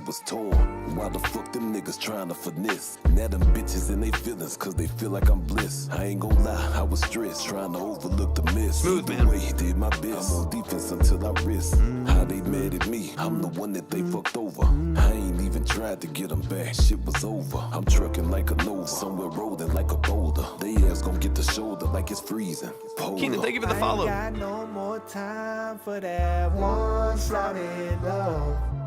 One-sided love. One side. I ain't got no more time for that one. Yeah, TikTok has been glitchy. If you go to the link in my bio, you can try hopping over to either Twitch or YouTube. Um, it's been super glitchy. It's been super glitchy. So if it's glitching on y'all, try one of the other platforms. I was on a couple other lives earlier today on TikTok, and they were all glitchy too. So it's probably just a TikTok issue. Because the stream is level on my end, and everything's consistent on the other platforms that we're on. So try one of the other platforms if it's glitchy over here. I know I'm trying not to send people to other places, but that might be the best bet. Got you, Eytan. Got you. I got both of yours as well. And if you want to let me know. Let me know. That way I can wait for you to show up over on the other platforms and get you.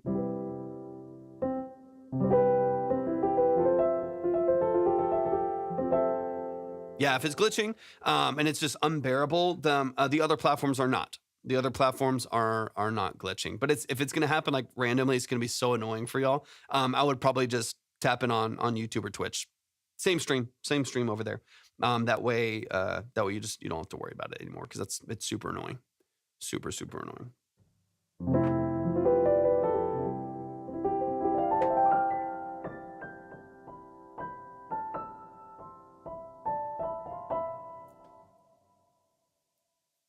I see Eytan. I'm just waiting for because Pre's the one who's saying it.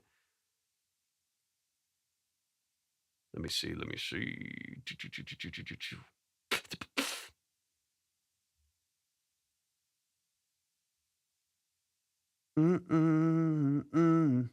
Beautiful. Okay, I'm just seeing if Pre's here because I know it's Pre-song, so I do want to make sure that they're here. I'll play through. This is first listen, so I'll play through the rest that I have here, and then we'll see where he's able to show up. One-sided love. Yeah. One-sided love. One-sided love. I was loyal to the point that it was detrimental. I was Everything's doing at the too link in my bio much. if y'all I want to should've submit. kept it simple. Now I'm feeling like I was getting swindled. Got my temper flaring up like the stress signals. But this ain't a call for help, I brought it on to myself. Now I gotta play this hand cause the cards have been dealt. At least I know where we stand, and far as I can tell, it was never really love, but all is well. Hey, lesson learned, I'm less concerned with seeking others' validations or waiting to get a turn. Cause I know the tables will, and it ain't authentic cause they say it's real. It's authentic cause the way it feels. It always hits different when it's genuine. I don't wanna have to plan for the if and when. I never had too many I consider friends, so the shit hurts when I see them through a different lens. I ain't got no more time for that one-sided love. One side in love. One side. I don't have a shot. No more time for that one-sided love. One side in love. One side in love. Let's go. Y'all show some love. Show some love. That is Pre from VA. Let me know where you're at. Let me know where you're at because I know your signal was cutting in and out, and I do want to make sure that you're here. If you go to the link in my bio, there's a link tree. There's a link tree, and that link tree is a set of tabs. It's not a TikTok shop link. So if you go to my profile, you go all the way to my profile. There will be a link tree right there. In that link tree, you'll see a submission tab right there if you want to send in your music. Let me know if Pre's in the building. If not, I'm still gonna go through and break down a couple of elements of this, and of course they can watch it back on the VOD on YouTube as well, just in case. But I do want to make sure, I do want to check and see if they're here or if they had to swipe out for a little bit.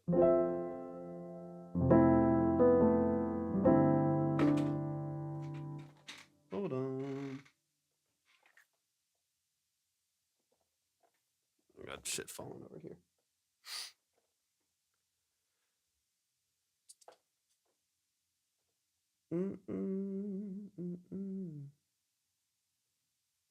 I'm not seeing Pre. Let me see.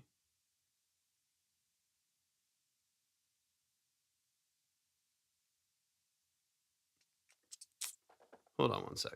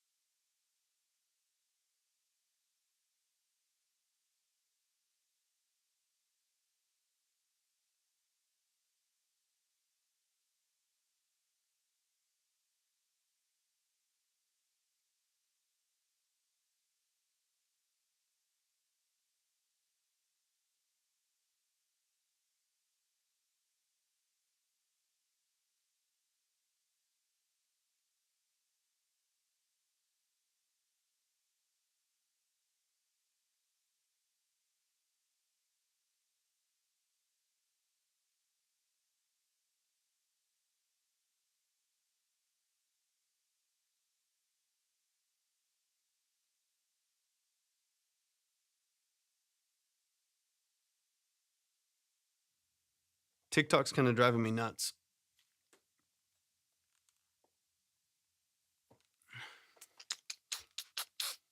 If you want to submit, everything's at the link in my bio. Everything's at the link in my bio. Sorry, I'm trying to figure out what's going on here. I'm sorry. Yeah. And I want to see where Priya is. Okay, so I'm going to go ahead and break down some of these some of the things in the track here. Once again, if y'all are on TikTok and it's super glitchy, we're live on 3 platforms right now, just so y'all know. Let me see if this is going to another place here. We're live on 3 platforms. So if you still want to catch the stream, and if it's being super glitchy, just head over. If you go to the link in my bio, we're live on YouTube and Twitch as well.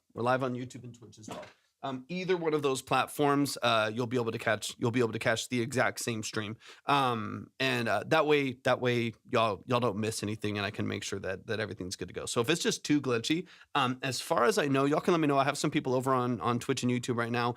Let me know if it's glitchy over there as well. So that maybe I know if it's if it's my Wi-Fi that's an issue or something like that, but I don't think it is, because on my end I can see the stream stability, and it doesn't look like it's giving me any issues. But I do want to make sure that Rito's saying that it's not glitchy, but like a bunch of other people are saying that it is. And a bunch of people have already left to go over to YouTube. So I'm trying to see. What's up, David? What's up? I just want to make sure that the people that are wanting to catch their music are catching their music. Fine here. Eytan says it's good on YouTube. Okay. I'm going to go ahead with the breakdown, and they can watch the VOD if they need to. I'm going to talk through a couple elements of this here. I know it's not finished, but we're going to talk through some things. There's some fantastic things that are going on in this record here, so I'm not going to spend too much time, especially because I don't think they're in the chat right now, but I still want to break down these different elements and dive into the details of it. It's One-Sided Love. It is unreleased, and it is unfinished. So we're going to dive into some details. We'll talk through a couple things here, but hopefully I'm going to try to move a little bit faster through these last songs that we have as well, so we can move at a little bit of a sharper pace. But yeah, if it's glitchy, just head to a different platform. We're live on all of them. So we're on Twitch, we're on YouTube, we're on, of course, TikTok here right now. If you get ads on one, head to another one, so on and so on. Or, of course, if you want to get rid of ads, then you can use your Prime membership on Twitch and stuff too, and that does get rid of them for you for free. All right, let's run it from the top. Let's dive into a couple details here, and then we'll move on. Production structure is awesome on this though. Formatted really well. Love the progression. Love the 7ths on the piano. Beautiful.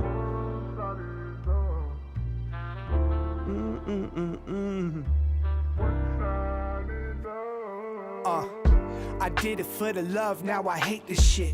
Cause they never do for you to the same extent. What should have been a win-win wasn't making sense. We could have made a mint. I ain't making sense. Lead vocal, texture, color, fantastic. It's sitting in a really good space. I absolutely love what I'm hearing. On the background vocal side, I wouldn't mind if these were positioned a little bit wider, farther away. I think because there is a lot of low mids in the vocal, there is a lot of color and texture right there. It's a great performance off of the lead. I do wish that maybe there was a little bit of space from those background vocals, maybe a little bit wider in the mix, not right next to it. It gets a little muddy. It gets a little a little boomy kind of in the middle of the mix right there. And I wish we had just a hair more space space between those. Even just positioning them like 60% left, 60% right to open up those in and outs and those accent vocals and give them a little bit of space in the mix could be nice, just so it's not, we don't feel like there's like 3 or 4 vocals hitting all at the same time in the middle of the mix that all have a lot of that low end energy and low mid energy. A little bit of clarity there and separation there will go a long ways. I think to like giving this vocal some pop, giving it some texture, giving it some character, so it doesn't feel like it's all kind of hitting you from the same space here. Man, I hate the vent, but gotta let some steam off. So if I seem off, I'm sorry, it's gonna take a minute. Before I'm back to being myself, I'm done. Hold on one second. What is going on over here?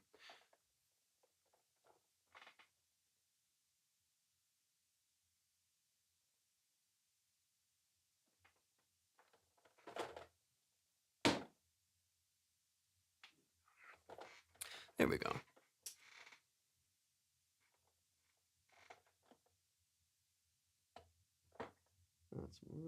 Okay, cool. Sorry, we're back.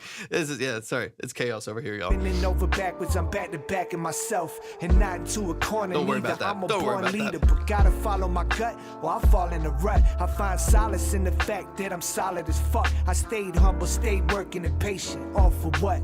Talk so Beautiful. What can happen? We're like dangling carrots from inside looking out. It ain't as apparent. I couldn't see the red flags. It would have raised an awareness. It'd be a different situation if we base it on merit. I swear. I ain't got no more time for that one-sided love. So same thing here. Again, good, clean, solid lead vocal, solid performance. All of those background vocals are all kind of sitting in the same space. So we have obviously some doubles of the vocal, maybe a higher melody in there. And then we also have a lower formant shift in the background here too. And they're all sitting in the same space. So it just becomes muddy. It can just feel kind of dark and mellow and muddy in the middle of the mix. And so we don't have any clarity. We don't have any separation. We don't have any energy right there. It starts to lack a bit of energy and lack a bit of drive. I would start by just opening up some of those movements right there. The verses are super strong and you have all of this energy, but then we start to muddy up the middle of the mix. Same thing on the hook, where I'm not necessarily mad at what's happening, but Z, thank you for the mustache. I appreciate it. Thank you for that. It has a good consistent hook structure that ends up in multiple parts of the song, but we lose some of like the clarity and the punch and the actual like energy behind that by mudding up the middle with the low formant shift and the doubles and stuff like that. I get them out of the way of the lead vocal, start to open up the EQ on that vocal a little bit more, and hopefully express this in a way that feels like it's got a little bit more confidence and a little bit more drive behind it, and just a little bit better clarity between the different layers as well. One side. I ain't got no more time for that one-sided love. One-sided love. One-sided love. Hey, everybody. Okay, and then this secondary vocal here. The secondary vocal here, obviously, based on what I'm hearing, this is recorded in a different environment, different mic, different setup, and mixed completely differently. I would love for the two, and this is probably something you just still need to dig into a little bit more. I would love for these two mixes to be more complementary. This vocal here is super like multi-banded. Like it has like all of the texture of like, it's got all the OTT on it. It's super, super crispy and at the high end. It's got this really over suppressed low end with this snap and this pop to it. It's very restricted and very limited. And then it kind of, by default, because of the way that it's suppressed in the low end, it feels like it's kind of thinned out and just really, really crunchy.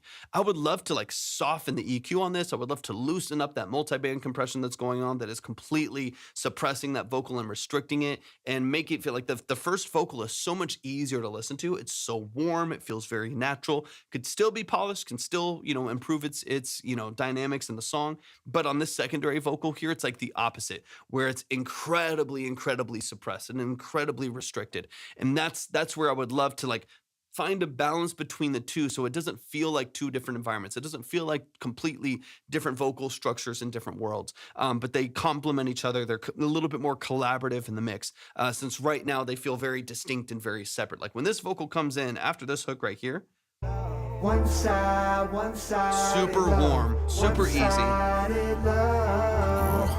Hey, Everybody say they down when it's beneficial, and know they act like it was love. No ain't shit official. Super It all tight, depend super on where they restricted. stand at. And if they mad, it's like an obstacle to keep it solid. Shit was sad. Gave the jacket off my back to Like I love the tone of the vocal. I love the energy behind the vocal structure there. I think that's fantastic. I'm not mad at that at all. But it's a huge contrast from the warmth and the saturation of the earlier vocal and this hyper crispiness that we're getting out of this secondary vocal here. It definitely sounds like some, whether it's like C4 or OTT, it doesn't necessarily matter, but you're getting a lot of energy. Richard, I got you. Thank you so much for the submission, man. I appreciate it. You're getting a ton of energy out of that lead that I would love to just soften a little bit so that it mirrors the ease of the rest of the production, the rest of the vocal structure, et cetera, et cetera. Where everything else is, again, very warm, easy, it's jazzy, you got a beautiful organic piano structure here, everything sounds really natural, and then it's hyper processed vocal. A blending of those two worlds is going to help these vocals collaborate together a little bit better. But y'all show some love to Pri. I love Pri. Pri's amazing. I love what you do. I don't think they're in here right now. If they need to, of course, they can always reference the VOD on YouTube to go back through some of these notes if they'd be helpful. But definitely show some love to Pri. Doing some amazing stuff. Good lyricist. Good structure. You got good composition overall. Great production structure. Good sampling, and a solid repetition on the hook and everything as well. Like there's a lot of great things that are happening here. I would just love a better balance between those two different performances to make sure they're as consistent as possible and as cohesive as possible as well. So y'all show some love. Seabree, welcome in. I hope I'm saying that correctly. Thank you for tapping into the stream. I am going to officially close the line, y'all. I'm going to officially close the line. And then just because it's getting crazy and I don't have too much time. It's at the link in my bio, but I am probably going to close it right now. Let me see where I'm at. I'm going to refresh really quick. See, I got Richard, Eytan, I've got you. I got both of yours. Chase, I think I'm going to save. Dre, Daphne, Tate. Yeah, I'm gonna go ahead and close the line, but I will be live tomorrow morning, so just a couple hours from now. My days are all flipped around; they're all over the place. So tomorrow at probably 11 a.m. ish. 11 a.m. ish.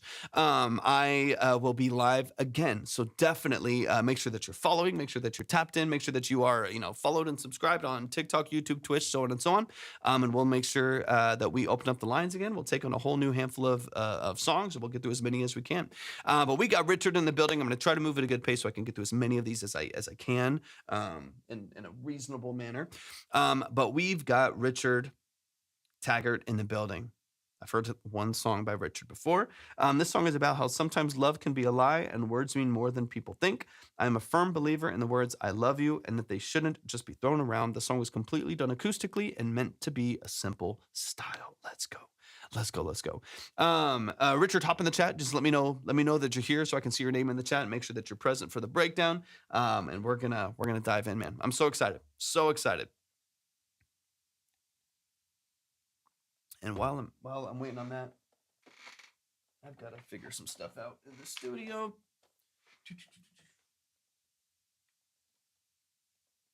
All right, I gotta rearrange some things in here because that stuff's gonna be a nightmare. All right, let's get into it. This is Richard right here in the chat. Senko Music's in the building. Senko, beautiful to see you, man. Beautiful to see you. What are your opinions on AI music? Of course, I don't personally like it or use it, but I don't feel the need to force that on anyone else. Yeah, that's like I enjoy my processes in music. I enjoy the things that I do. I'm very fulfilled by the way that I go about creating music myself, but I don't expect everyone to have that same experience. You can use what you want and deal with whatever repercussions or lack of repercussions that causes. I think that's for everyone to make their own decisions on. There's a lot of things I don't like about it. There's a lot of things that obviously make it convenient, but I think that's just everyone's choice to make. So I personally don't love it, don't use it, don't plan on it, but I understand why other people do at times. That's my personal, and that this is not something where I'm like, this is right or wrong, and this is how everyone should think about it. I don't feel the need to hold that space, but that's my personal perspective on it. All right, let's get into it. This is That's a Lie by Richard right here in the chat. Let's run it. And this is actually released. This is out on Spotify. Let's get it. So make sure y'all like it. Go add it to your playlist. Go follow all that good stuff. Senko, is so good to see that name, man. I hope you're doing all right. I hope you're doing all right, man. Thank you so much for stopping by the stream, man. It's good to see you. All right. That's a Lie by Richard. Let's dive in.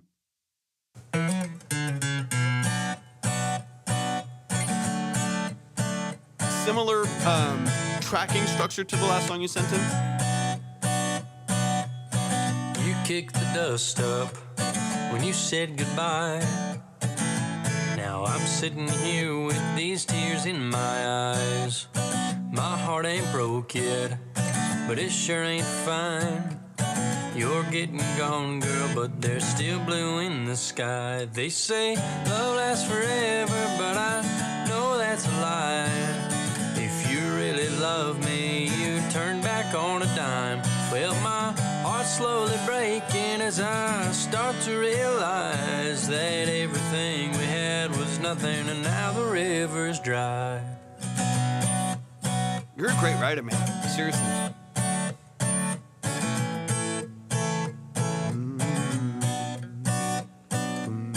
I think of your laugh and that sweet smile when I'm in my truck and every time I drive. That song ain't played in a good while. 'Cause every time I hear it, memories run wild. They say love lasts forever, but I know that's a lie. If you really love me, you turn back on a dime. Well, my heart's slowly breaking as I start to realize that everything we had was nothing, and now the river's dry.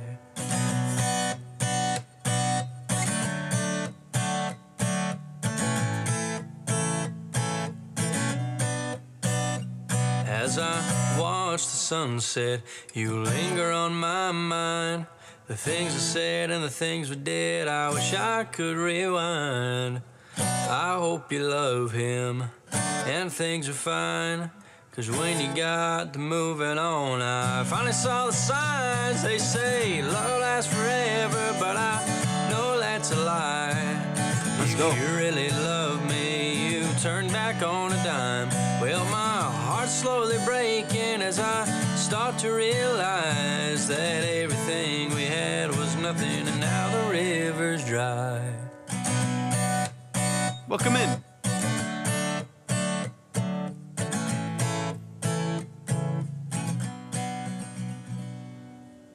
Yo, show some love. Show some love. Show some love. That is Richard, who's right here in the chat. Richard Taggart, That's a Lie. Man, thank you so much for sending this in, man. I appreciate you so much. I love your song structure. I love your songwriting.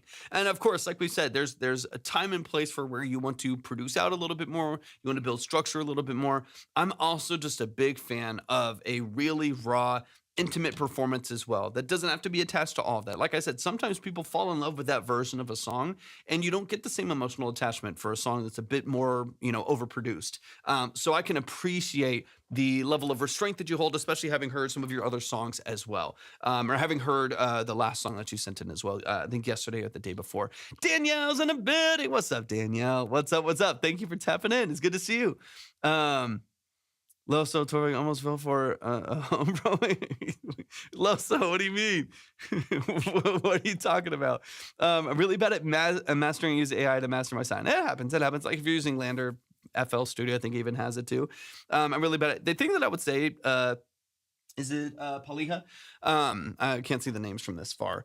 If you're really bad at mastering, I would suggest that you, even if you're using other tools in the meantime to fix some of the pain points that you have, I would suggest that you still lean into learning the mastering process and working through the mastering process, because your understanding of that process is going to affect everything that you're doing, right? So even if you're using AI to master your songs, if there's something that still feels like a pain point to you and you don't understand the language behind it, then you're not even necessarily going to know what to do with the AI mastering either. And it's still going to be frustrating for you while there's like mud in the mix and there's things like that. So I still would pursue learning as much as you can about that process and learning the language and understanding the language behind it, even if you're using other tools right now, so that you can still improve on your ear and training your ear to understand the ins and outs of what you're doing. Thank you for the community gift, Daniel. Thank you for that. Rito, thank you for the follow as well. So good to see you, friend. You as well. Was just telling Echo about how amazing you are. Is it Echo the native? Is that the what's I think I know the name. I think I know that, right? Echo natives, Echo the natives, something like that. Take Do, thank you for the follow. I appreciate you so much. It's all love. You know it. It's all love from this end. It's always a joy anytime we get to see the name pop up in the chat. All right, let's start this from the top, man. That's a Lie by Richard. Let's dive into some of the details here, man. Let's talk through some of the structure. I'm excited for you, man. I think you have an immense amount of potential. I think your songwriting is fantastic. You have great structure here. It makes me very excited to kind of hear where you go with your music, whether you do go a more produced route, if you do go a very raw acoustic route. I'm very excited for your future, man. You have so much potential. You're a great songwriter, great storyteller, and that to me is the foundation of everything. None of the mixed stuff matters, I think, if you don't have that. So I'm grateful that you sent this in. I added to my skip, but I'm gonna start if it went through. It should have. Let me double check. Let me double check. The line is closed, so let me see. It might not let it since it's closed. Well, no, it should. It should still let you. It doesn't show anything on my end. It doesn't show anything on my end, Cole. I do have your 15, so I think that's your initial one, right? I do have your 15 on there. But that is all I see. Just double checking for you real quick.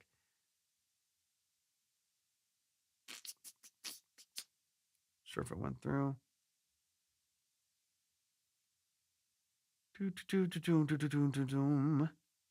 Yes, that's not showing up. I think it only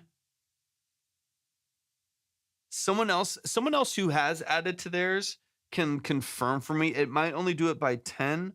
I'm not positive. Someone else who has added to theirs before, let me know. In fact, let me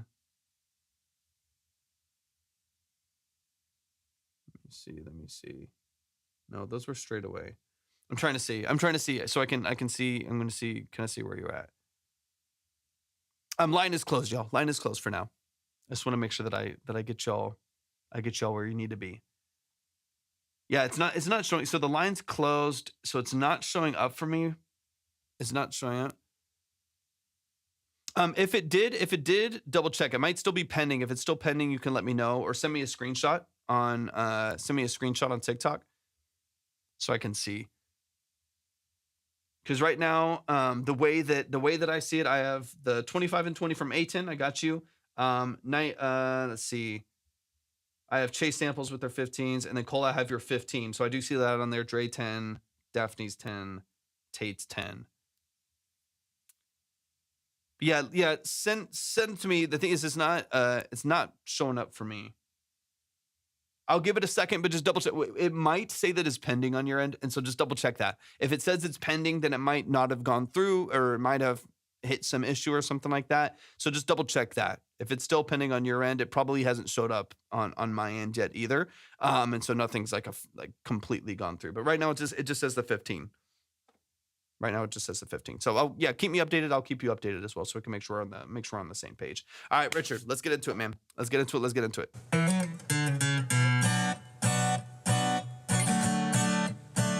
Pending, but they all are. Okay, I'll keep you updated. Because I can only go off of what I see on my end, and I can only see what is like there on the list. So keep me updated. I had that happen a couple weeks ago, and I'm not saying this was the case, but I had someone a couple weeks ago. They tried to send, I think, like another 15, but it was like a second account. They had like a random second account.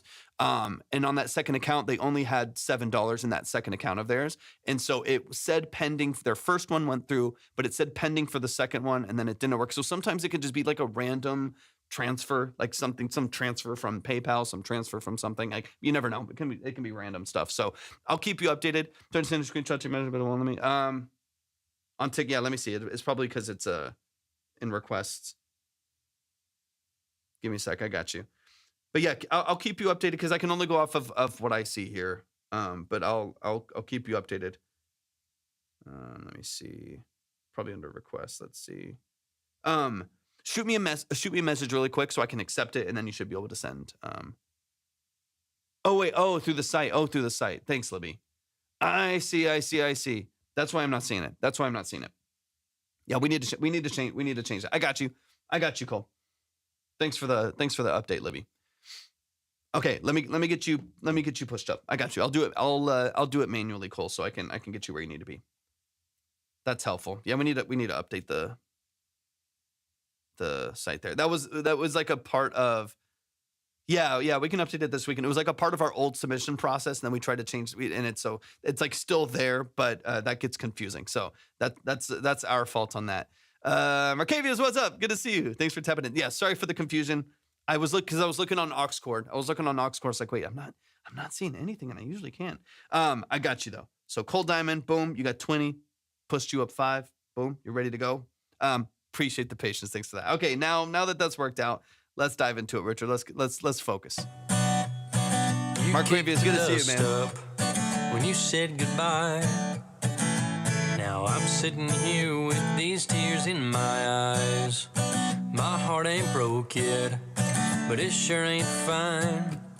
You're getting gone, girl, but there's still blue in the sky. They say love lasts forever, but I know that's a lie. If you really love me, you turn back on a dime. You know, it would be great for this, and I don't even want this to be overproduced. I still want it to be like just like phone audio or like really raw audio, right? You can keep this really, really simple and really, really raw. I would love a cajon with the cymbal bolt on it as well. I don't know if you've ever used one of those or know someone that has one. I used to have one. I don't have it anymore. But you can get them where they have basically like tambourine cymbals on there. And so when you hit the middle of the box, it actually creates this kind of like deep like kick tambourine sound that is perfect for like classic country and folk and stuff like that. It's so good. Look at I don't even know what they call it. It's been so long that I bought mine for like $100 like 15 years ago. The one that I used to have. So I have no idea what the cost these days. I'm sure you can get, I bet you can get like cheap ones on Amazon too that are like, maybe $40-50 or something like that. And then there's, you can, spend $800 on them randomly. Like any instrument, you can go crazy. That being said, it's it's called a box drum or a cajon, but you sit on it. So you sit on it and you just like hit the middle of the box. If you hit the middle, it's like a bass drum. If you hit the edge, it's kind of like a snare. And then they have them that have like these little tambourine cymbals on it. And if you hit that, it has that little kind of rattle that a tambourine has every time you hit the kind of the kick drum of it. It's perfect for like indie folk stuff and country. Yeah, I'm sure it's like you've probably seen it in performances and stuff like that. Those are great for what you're doing here because it's not overproduced, right? The thing that I love about it is it's very like primal and it's in the way that you're performing with it. It's not even like a full drum set with lugs, and it's not even like you have to like mic. You could literally just throw like a 57 mic on the back of it if you wanted to mic it up, and you could do the most like simple raw performances and it still feel very natural, and like you don't even have a full drum set. It's just this cool rhythmic percussive element that is kind of like the backbone of your beats. Having that like tambourine and the kick as an accent to like what you're doing, that like whole rhythm structure you have right there, I think that would be so cool. Mike Hollow, thank you for the roses. Good to see you, man. Little things like that would be fun, right? Without overproducing it, keeping it simple, keeping it acoustic, and keeping it supernatural. I think that would be so much fun to hear on your music. Well, my heart slowly and you can have like this almost full band sound with like one other person just doing, or you like track it yourself on a secondary track. But it would be another way for you to still have a really like raw performance with very little work, very little production, but you get a lot out of it. I used to play it all the time because it feels like you're doing this a whole lot with very, very little, which you're kind of doing with this kind of acoustic structure where you're playing both ends of the strumming pattern, which is awesome. Aching as I start to realize that everything we had was nothing and now the river's dry. Great voice, man. Really good voice. The fact that this is so raw, that this is so dry and it sounds as good as it does, You're so impressive, man. Seriously, great songwriting ability. You have a really great vocal. This is a very raw performance. It sounds fantastic. Like, again, this shows how much potential you have. Whether you ever do record full on in studio or get a great setup, whatever it is, to at least regain better clarity and better, separation and stuff. I love how simple the productions are. So even just like a great recording of the guitar and a great clean recording of the vocal and the ability to set it into space with, maybe a little bit better clarity and separation. Sure, that'd be cool. But to me, nothing matters more than your ability to build song structure, your ability to write a good hook with good taglines. Like, awesome, man. So good. Thank you for the rose, man. Appreciate it. I wonder, I'm not gonna spend too much time on this, I promise.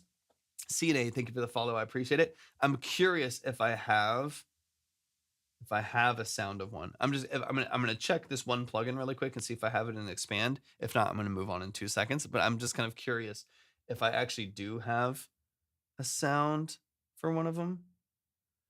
I don't think so, but I'm gonna check. Let me see. Not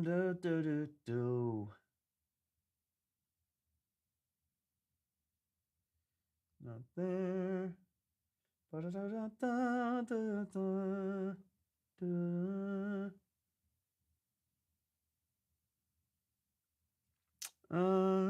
Let me see. Yeah, maybe not. Maybe not. I thought I might have one in here. Doesn't look like it. I thought maybe I would. But basically what you could do, just for the sake of showing you kind of what I'm imagining, and then of course you can kind of take that for what it is. Let me see. Is doing something similar. I'm going to take a vintage kit. So on the vintage kit, we'll get a little bit more of that.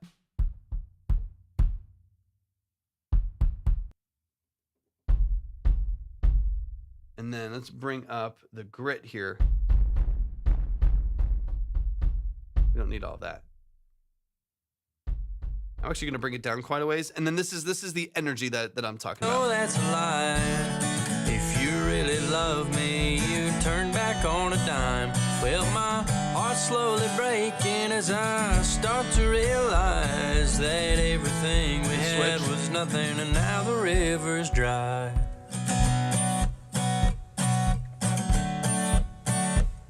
Like, even just literally that. What's up, Bubsy? I think of your laugh in that sweet smile. And I'm doing when nothing. I'm in my truck, and every time I'm just doing quite literally. Let me bring it up to great here. I'll get a little bit of reverb just because yours has a little bit on there. 4 on the floor. I drive, that song ain't played. Nothing wrong with what's here. Nothing wrong with the structure. 'Cause every time I hear it, memories run wild. They say love lasts forever, but I know that's a lie. If just you that. really love Thank you for the me, follow. you turn back on a dime. Well, my heart's slowly breaking as I start to realize that everything we had was nothing, and now the river's dry. Like, just the simplicity. And again, that's a kick drum, that's a more fine-tuned acoustic kick drum.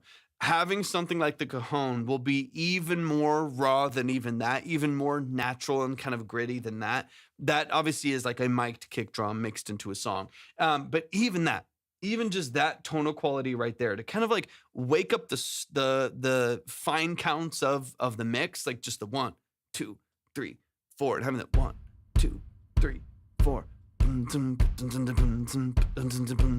Like, having that energy right there, as simple as that is probably one of the most simple, underproduced basic ways that you can add some energy and some tension to the song without you building out a whole production. Like literally, you barely have to do anything. You just sit here like this, and you could just like type this in. You don't have to, you don't have to quantize it. You don't have to do anything. Keep it as simple as you want to, and just build up your hook a little bit more without really overproducing anything. Because like you mentioned before too, I want it to feel very, raw. I want it to feel very organic. I don't want to overproduce anything. It can still be helpful if you feel like it is, valuable to have in the song, to just have one rhythmic element, whether it's literally just you stomping on the ground. It's a kick drum. It's a cajon.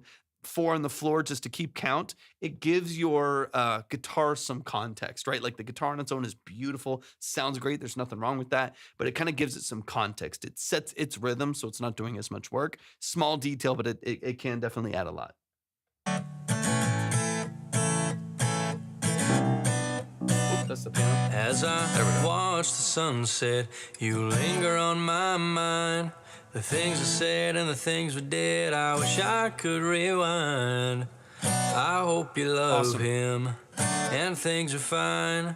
Cause when you got to moving on, I finally saw the signs. They say love lasts forever, but I know that's a lie. You start to build out from there. If you really love me, you turn back on a dime. It's great song structure. It really is. It really, really is, man. I love the way that you approach your songwriting. It's very simple. It's not over expounded. It's not like overly poetic. It's fairly on the nose as far as like the storytelling, the way that you're approaching it. But it just works. It just works. It's very clean. It's very, very well done. I'm not mad. It's really, really well done. Great lyric structure, man. No, that's a lie. Yeah, it does. If you really love welcome me, in. you turn back on a dime. Well, my heart's slowly breaking as I start to realize is such a raw recording, too. that everything we had was nothing, and now the river's dry. Some like whistle melodies right there as well. Like there's so many fun BGs in the building. What's up, BG? What's up? What's up? Thank you so much for the community hearts. Man, it's good to see you. Thank you so much for tapping in. Yeah, we're late today, Alta. We're late today. Late live and then early tomorrow. My schedule's all over the place. Super late today, and we're going to be early tomorrow. We'll be like 10 a.m., 11 a.m., probably 11 a.m. realistically. 11 a.m. tomorrow for a couple hours, and then who knows when after that. Schedule's all over the place. Let's get into this last little section here. BG, so good to see you. Beautiful, beautiful, beautiful. I absolutely adore what you do. I love what you do, man. Y'all, please show some love to Richard Taggart. That's a Lie. It is out on all platforms. Go stream it, go like it, go add it to your playlist.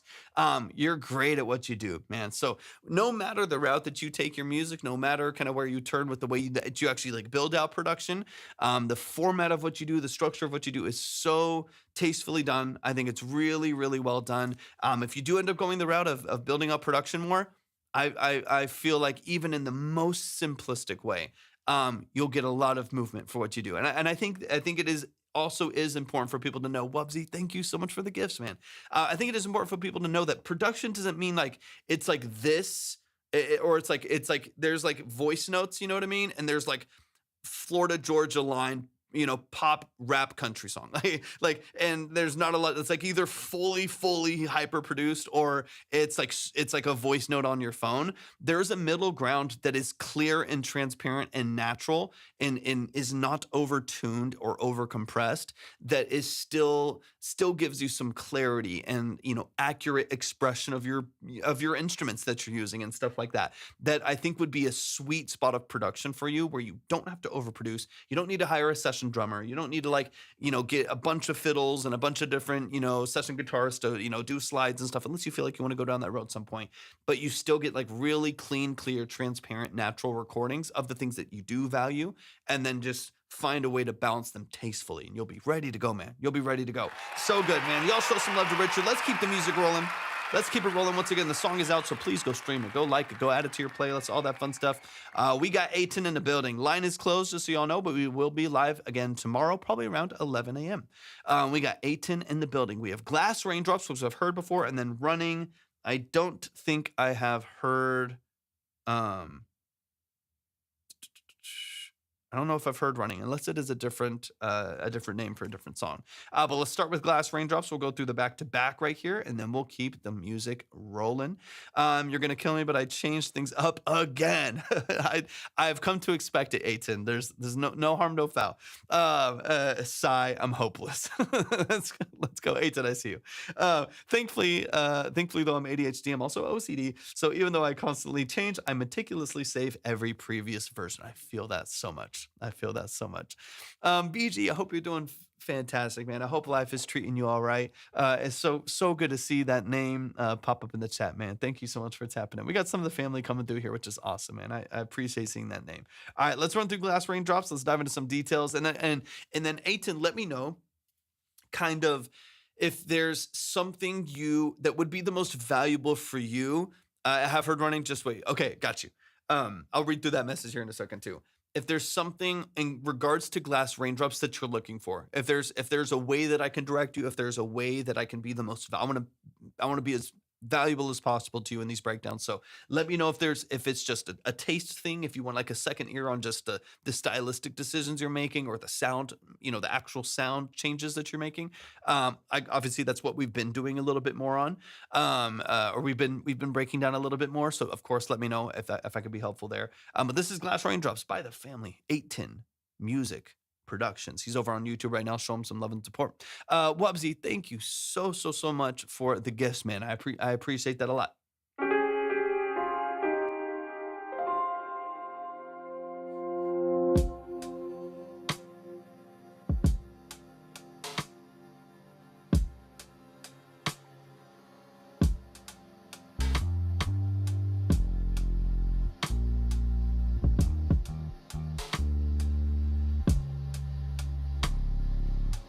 I like that swell. Appreciate you so much, man. Thank you, Wubsy. I hope y'all are doing all right, man. Hope y'all are doing all right. Virginia, welcome in. Drum stays. Okay, perfect. I figured that's usually what we're diving into, but just want to make sure I'm pointed in the right direction.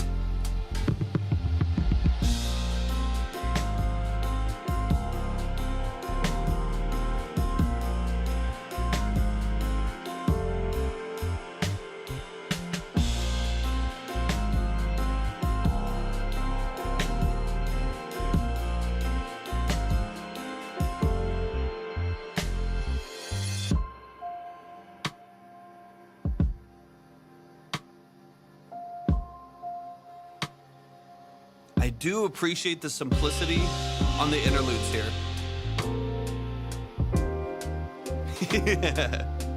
We got a thick bass. I don't mind.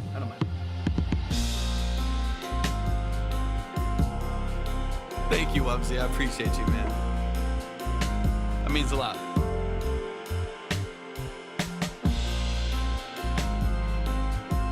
Organ comes in beautifully, though.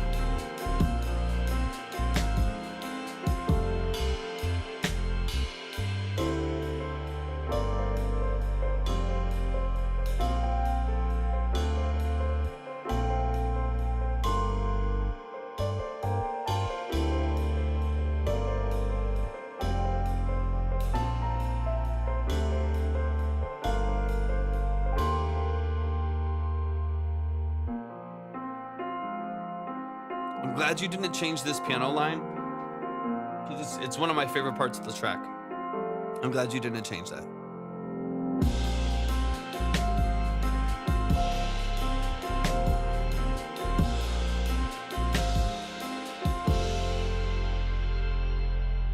What's up, Chris? Welcome in. Y'all, show some love.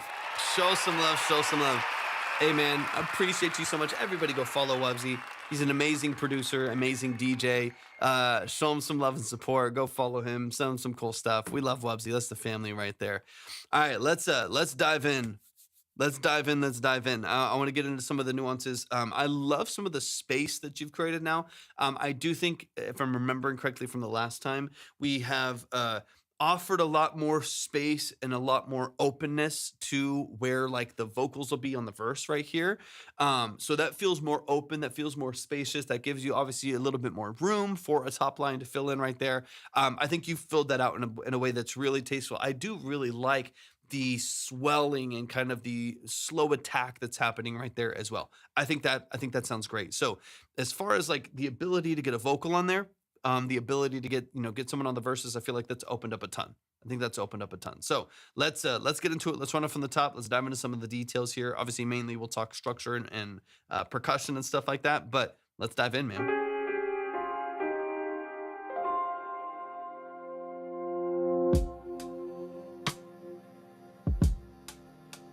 That is a nice kick. I do like that. Don't spam the chat, Hayes. Don't spam the chat. We'll open up submissions again tomorrow.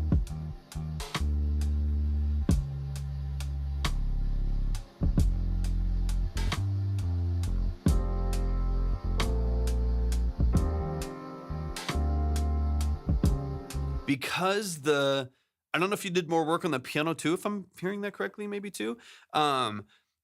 The piano chordal structure is nice and open and nice and simple right there as well. Allows you a little bit more room to float away on the bass right there and move around a little bit more. If I'm on the list, is that good? Yeah, if I got you in the list, I'm going to listen to as many of those as I can. I'm going to try to get through as many as I can, but there is a lot in the list, so I'm going to do what I can today, and then we'll open up the line again tomorrow morning. We'll do my best to get through as many as makes sense for me tonight without hurting my ears and not being able to work tomorrow. But some of the piano structure in the verse, maybe you've simplified other elements and it's allowing me to hear the simplicity of the piano, but it does sound like it's cleaner, it's more open. It's mainly your like expanded chords. It's not as much movement and not as much melodic movement on the piano, which for me is fantastic. I appreciate you. I appreciate it a lot. Yeah, I mean, check the line. Check the line. You'll see. I've got probably 5 tracks left or something like that, depending on who I have to save here, because I think Chase is going to save theirs. So I've got a handful of tracks left for tonight, and then I'll open up the lines again tomorrow, so you can kind of see where you are in the line at the queue. Oh, you did simplify the piano line. Okay, beautiful. Yeah, maybe that is what I'm hearing too. So I think having both the piano simplified and that swelling chord in the background, there's plenty of room for, I could hear a lot of different kinds of vocals on here as well. I mean, I could hear a rap vocal. I could also hear a really smooth, R&B vocal on this as well. It's got a lot of potential. And I will say, we've gone obviously a lot of different directions here. The heavier bass probably does lend itself to a more like smooth R&B, feel. I feel like if that's the direction you're leaning into and you want to lean more that direction, then I do think a more articulate kick, a heavier bass with a little bit of sub energy in there, really open organ on the hook, simpler pianos, but interesting chords. That leans more into this kind of gospel soul R&B territory than the like lo-fi acoustic jazzy territory we were in. Like we kind of started over here in this like acoustic lo-fi jazz world, and now we're a little bit more on the gospel side, which nothing wrong with that. I mean, it sounds great. It sounds great. But I do think what you've done with the elements that you have here, I think lend itself to this kind of soulful R&B feel on this end over here. So if that's where you want to lean with it, 100%, you're definitely moving more that direction as far as the sound design that you're building out. Hi, Night. Welcome in. Thanks for tapping in. I appreciate you being here. Okay, let's keep it rolling here.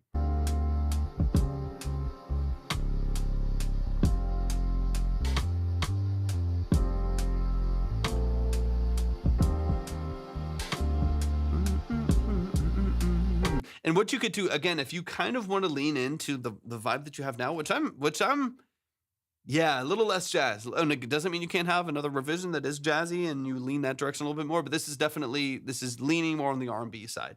The other thing that you could do is just intermittently have a rose that's just there for filler. It's not really handling too many chords or, very little chords, if anything.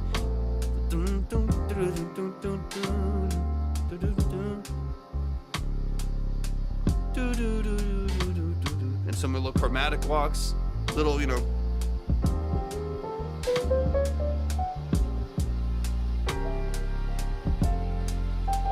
So you're going off the F major for most of it, right?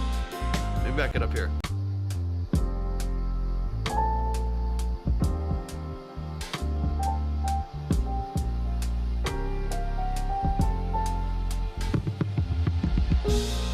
And like simple, like if you just had little taste things like that on a Rhodes,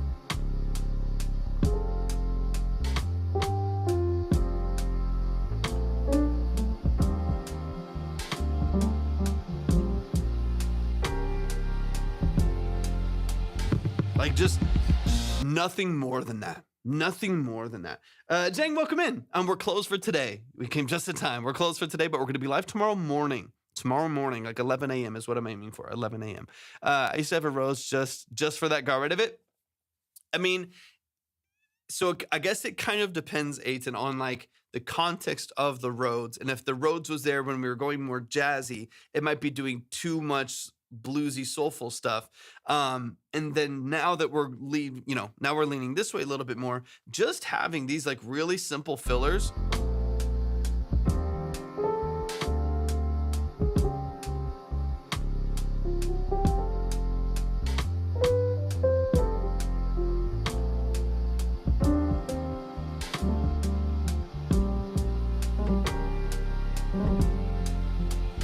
Just little fun little trills here and there, a little run, a little scoop, you know. When you hit to the F minor, then you can hit little, I mean, it could be so tasteful and so small, like barely anything happening there. But that's weird. Like you said, after you get vocals on here, maybe that's where you can then lean into like some little fillers there. And it's incredibly, tasteful background elements of it.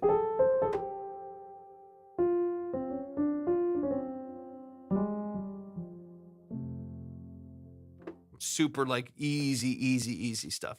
Are you doing music taste or listening to people's music? I'm listening to people's music. We're people that are here in the chat, they are sending in. And we're doing long form consultations on the production structure, mix, lyric formatting, sound design choices, stuff like that. All right, let's get a little deeper because there's a couple other sections here that are a little bit different. But I do really appreciate the simplicity of a lot of what's happening now. Right now, there's actually room for vocal. Now there's actually some space for a top line to come in, and it's not overcrowded. There's not like too much traffic in the mix. There's a lot more space now. Yeah, so add those little licks after. Yeah, exactly. Get the vocals where they need to be, and then find some counters that come in, right? Some call and response that help fill it in a little bit more. I love it, Cole. I love it. We're gonna be all over the place. I know Chase isn't here. Chase had to send his out. He's gonna come back, I think, tomorrow. But we're gonna go. If he was next, we'd be going from this to like death metal, back-to-back tracks, death metal. Like it'd be all over the place. We get a ton of variety, so don't worry about like, man, let's just chill. Mine is crazy. We're gonna be all over the place, which is always fun. Okay, let's get into this a little bit later here. Yeah, I think the theme would just be tasteful. I think now you're in a place, Eytan, where I'm really appreciating the simplicity of the track. You have a little bit more cut out of the kick. You have simplicity out of the chords from the piano. You're not filling in as much. Like there's space now. There's space for a good song to happen. So don't add too much that takes away from what song could potentially happen here. Once the song happens, if I say song one more time, once that happens, then you can start to fill in and stack to make it feel maybe as vibrant as you want it to be. Love the organ. It's beautiful.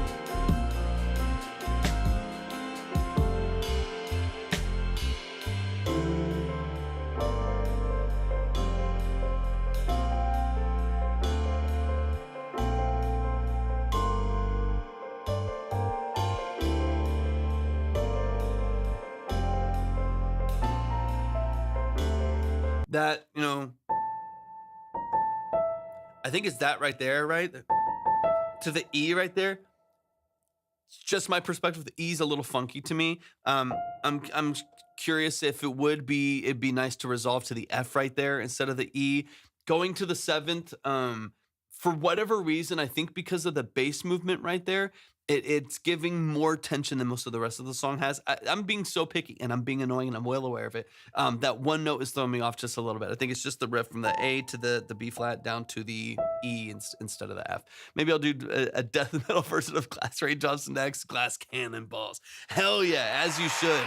Wait, I didn't mean to hit that. As you should. Yeah, the bass lines are crazy. Bass lines are crazy. All right, let's get into the section here a little bit. All of these lines are beautiful. Or I think what you could do is just do one scoop up to the F right there. Even just having that.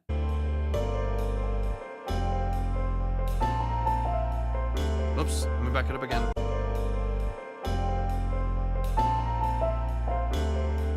That little resolve.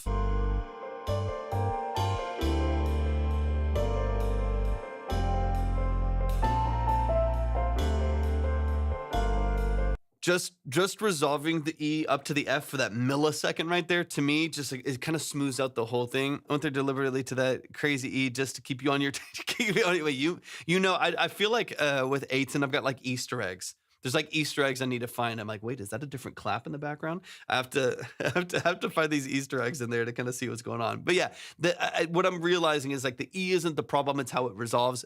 I in my brain don't have to do this. Right? Obviously, taste. It'd be nice to go to the E and resolve up to the F, just so it kind of smooths out the progression after that. But I mean, that's just a taste thing. Love that. Obsessed with this riff. This is the fingerprint of the song. Don't touch this. It's so good.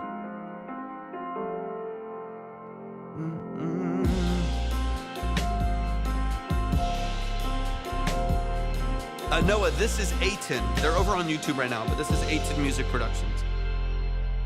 I do think you probably need, first, I'm thinking song structure-wise.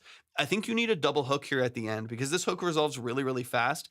If I'm thinking of like an artist doing their hook right here, they basically go through like 4 measures right there, and then it would close really, really quickly right there. I think you probably need...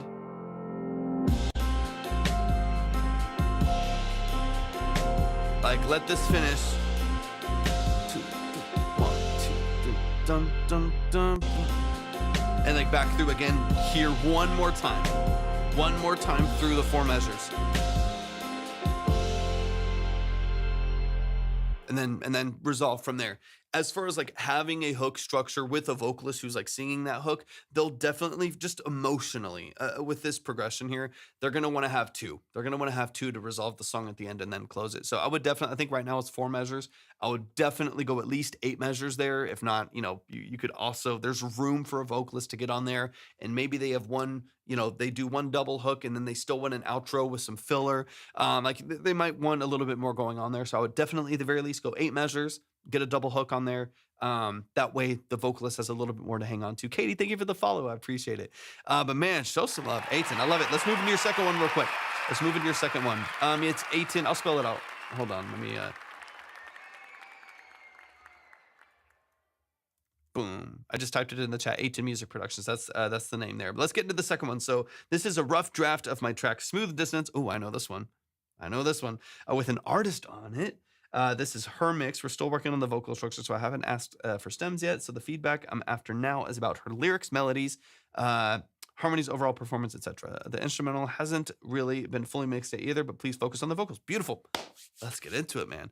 Let's get into it. This is Running by Eytan featuring Gigi. Let's go. First time hearing, I've heard this production. How many times, Eytan? I've heard the production many times, but I have not heard it with the vocal, so I'm excited to get into this. Let's run it. It's like an old friend. It's like, let's go. Of course. I'll seek my truth. It doesn't matter what you say, I don't follow you. Nice, good voice.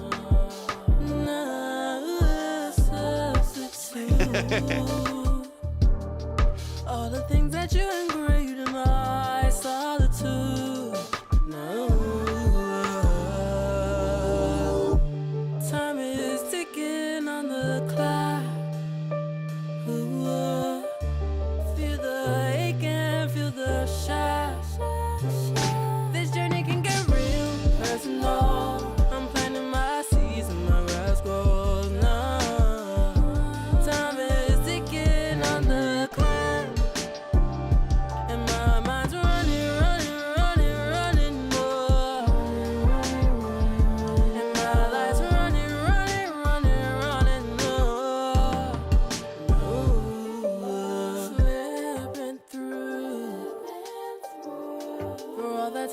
got a good voice. from my breakthrough. I love this production. Never gets old.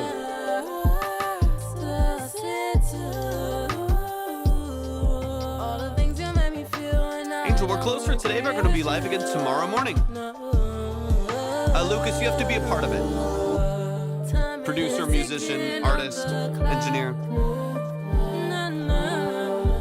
Feel the hate, can't feel the shock.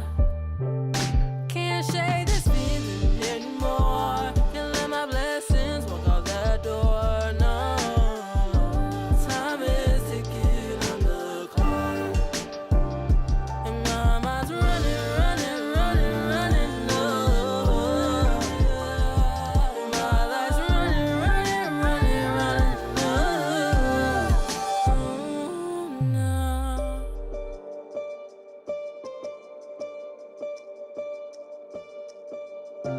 100%.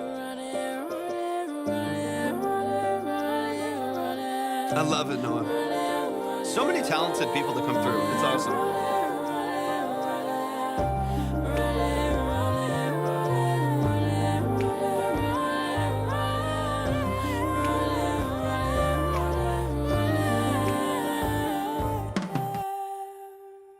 Let's go. Let's go. Let's go. Y'all, show some love. Show some love. Show some love. From the Philippines, love their remote music. It sells some 100%, 100%. Yeah. For those of you who are spamming the chat, don't spam the chat.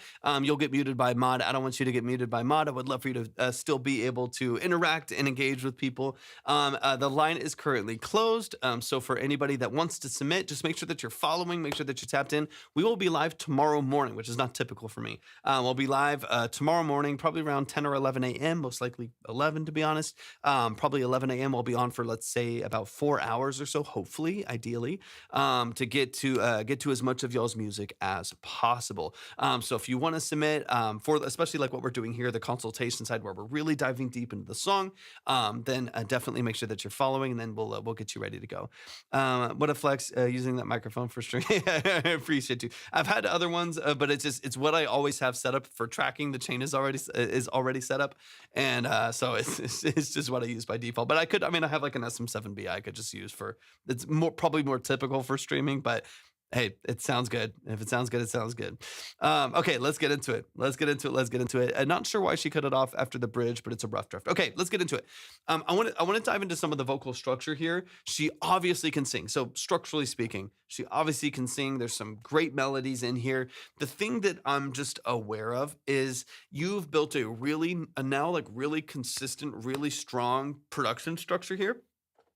And I think if we float too far away with too many different melodies, too many different counter melodies, too many different ad-lib melodies, it can start to sound noisy and chaotic when the structure of it is like really strong. And so I think the theme for this is going to be like restraint, because she can sing. And oftentimes when you can do something, as we know, because we've talked to you about this, I do this all the time. When you can produce, you can oftentimes tend to like put all of the production ideas in there. Same thing's kind of happening with the vocal here, where like all of the vocal runs, all of the harmony movements are there. And I would love for some like more like clear melodies of like what I can sing with Gigi, the artist, on this. You know what I mean? Like what can I sing on this verse? What can I sing on the verse and on the hook that is not an ad lib, that's not a crazy vocal run, that's not just a stacked harmony doing all of the work, but is a like distinct, clean, strong melody and top line that anybody can latch onto and relate to and learn really easily. That's kind of what I'm looking for. Is how can we simplify and polish some of these melodies here and make it feel a little bit more concise. Thank you so much. I appreciate it. It's a work in progress right now. I just sold a bunch of stuff and I'm getting a bunch of new stuff in. So I feel like, well, you can't see this side as much, but I feel like it's like super messy and unorganized in here. And there's like cables all over the floor. I've got a snake for the drums on the floor over here and my tape machine like all over here. It's like, it's super messy beyond the scope of TikTok right now.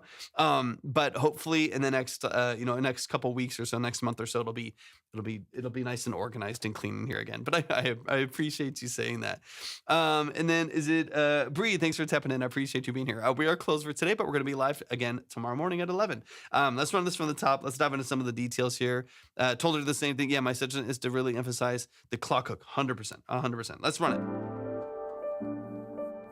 Let's run it. Let's run it.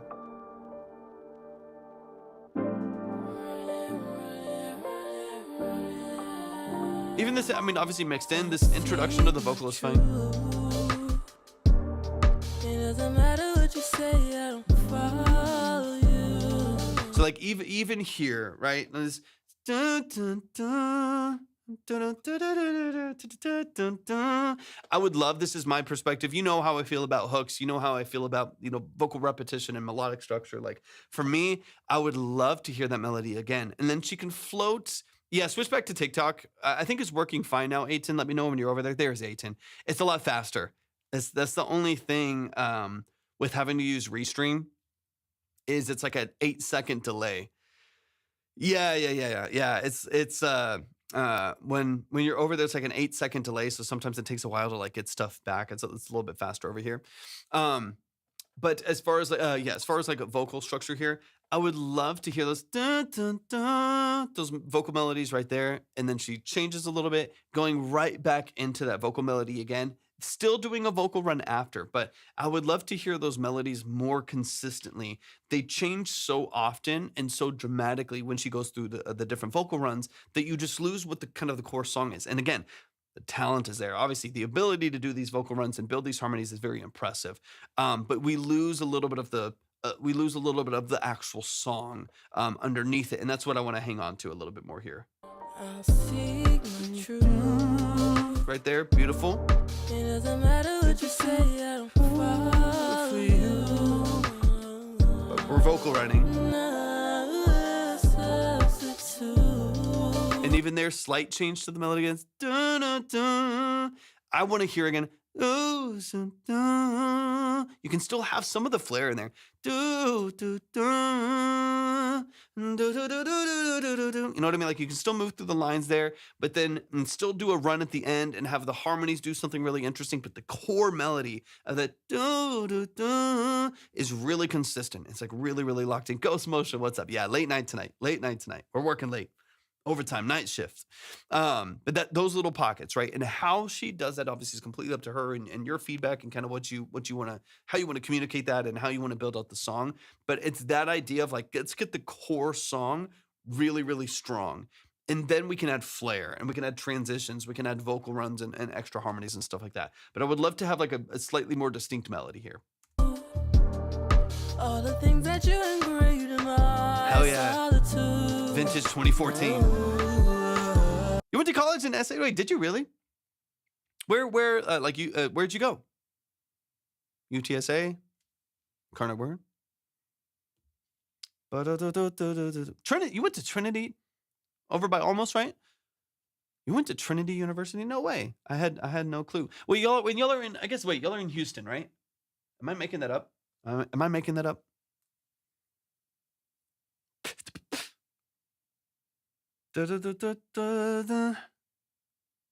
Across the street from Incarnate. Yeah. 100%. I mean, I've been there. We are, yeah. Okay, I guess that makes sense. I mean, I guess it would be stranger if you were like, oh yeah, we're in like northern Wisconsin or something like that, and then you like randomly went to like Trinity University or whatever. Yeah, I guess that makes more sense. That's not too far, but yeah, dude, yeah, that's sick. That's sick. But yeah, shout out to this. I don't know, no one else is going to care about this, but I'm excited. But they did officially sign another 5 years for our go. Pyramid moving to northern Wisconsin. Sounds kind of fire up there. I could use better winters than we got down here, as you very well know in Houston. It's brutal. We just signed our 5. So I'm excited. I'm very, very, very excited. But KV doesn't, and he just dropped this. Hey, thank you, Dylan. I appreciate you tapping in. We're closed for today as far as new submissions, but we're going to be live tomorrow morning. So tapping will be live around 11 a.m. Central Time. That's when we're going to go live. We'll be on for about 4 hours or so.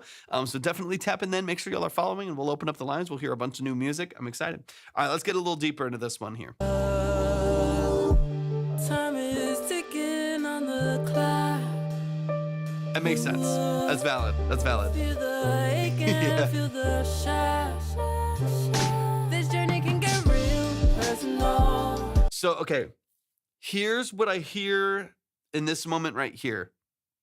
She kind of expands on her verse, right? It sounds like "dun-dun-dun-dun-dun-dun-dun-dun." She kind of goes into the secondary part right here. And it kind of continues on the verse before we get to the running part. In my brain, songs, and again, I didn't write the song; it's her song. So I don't, as far as vocal structure, so I don't necessarily want to touch that too much. That's up to y'all to figure out if you're okay with that. In my opinion, in my opinion, we need more of a strong pre right here, and then go straight into running. So where does running? When the drums come back in, running needs to be happening. When the drums come back in, that's hook. We should be locked in right there. Let me hear where this. Mind's running, running, and my mind's running, running, running. That needs to happen as soon as the drums kick in. As soon as the drums kick in, that needs to happen right away. As soon as those drums. So here, This journey can get real. so like right there, in my mind, that's hook. Drums come back in. Hook is back in. That needs to be locked in. So if I back this up here, when she does this, it's late. Yeah, we're on late, Joseph. We're late. I'm getting tired. See, I feel like the real hook is the ticking clock line. Let me see. Personal, I'm planning it can get real. Personal, I'm planting my seeds and my grass grows now. Time is ticking on the clock. Yeah, I mean that's a good line here. It kind of starts in a funky. So I think I get what you're hearing. Joseph, thank you for the gifts, man. Thank you so much for the gifts. I appreciate you so much, man. Wubsy, Joseph, y'all have been awesome. I appreciate you so much, man. That it hits kind of in a funky place because it's hitting in like your last measure, right? It's hitting in kind of the last measure here. And my mind's running, running, running. Yeah, so like My seeds and my grass grows now. Time is ticking on the clock. And my mind's running, running, running. yeah, so it's just it's just that one line. So if you want that to be a hook, we just need to expand it, right? Like time is clicking, ticking like a clock. Boom, boom, boom, boom. I've been locked in like the lock. Right? Like we need that line again. We need like another phrase, another line to like rhyme with that and fill it right there. That can definitely work as a hook. It just needs to be expanded and repeated with the same melody another time. The time is clicking. Why did I say clicking? Time is ticking like a clock. Da da da like a lock. Da da da. I can't stop. Like we need 3 or 4 of those melodies and a flow over 4 measures to like create a real hook. And then I think a post hook. A post hook could be and the mind keeps running, running, running. Like we can go into that as like a post hook. But if we're gonna build that early section, the time is ticking like a clock. I would love to hear 3 or 4 of those melodies in a row of the ticking like a clock melody that she does right there, and then finish with mind keeps running. And that's like your tag, and that can be shorter, right? You have your last little tag right there, and then you go back to the verse. It's glitching again. Come on, TikTok. Don't do this to me. Don't do this to me. It'll drive me nuts. If you need to, of course, you can reference back on YouTube as well. If it's too terrible, you can watch the VOD and just see if you missed anything. I guess Rito got the update. No one else got the update. It's glitching for everyone else. It's okay for now. So what I mean, you might have heard most of it, but just basically saying that I want that melody, the ticking like a clock, that needs to happen like 3 or 4 times in a row, right? A similar melody right there for that to become its own hook, and then end the hook with like a post hook. That's the running part. Mine keeps running, running. That's like your post hook. That's like your tag at the end, and then you go back into a verse again. So that can work. But right now it hits in a funny spot. Like right now it kind of hits on the last measure of like your verse kind of almost, and then it starts the running part. It's kind of in a funky part of the production building up. I would still do it where the drums come in. You know what I mean? Like when those drums come back in from here. Like here. When these drums come back in, that should be our sign that we're going into the hook. Like that's typically dynamically where you'd want it to be, because otherwise the dynamics don't really quite flow with the song. Okay, let's get a little deeper here. I do like this running tag. That's nice. Slipping through. For all the times you made me wait for my You're good, you're good. breakthrough.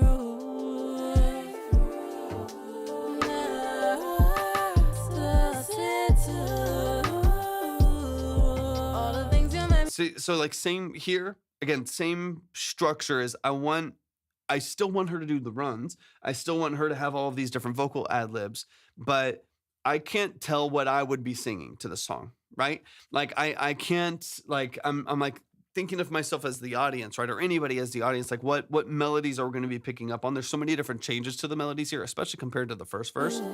made me wait for my slipping through.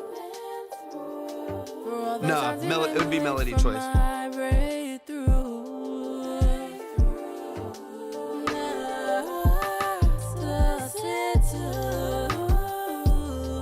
All the things you made me feel when I All these different, agree with you. No. like all of the,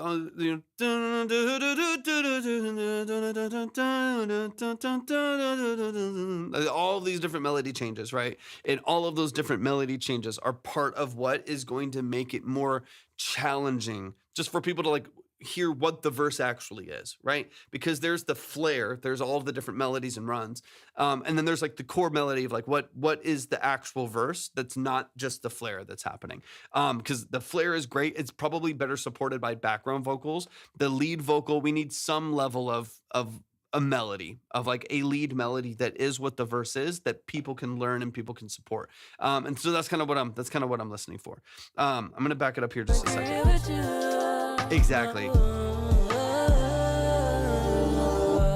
Time is ticking on the clock. So now this is the production wise, you're at your pre again, right? When we go back to this breakdown, dynamically and production wise, this is how you've put a pre. She starts doing the hook part again here.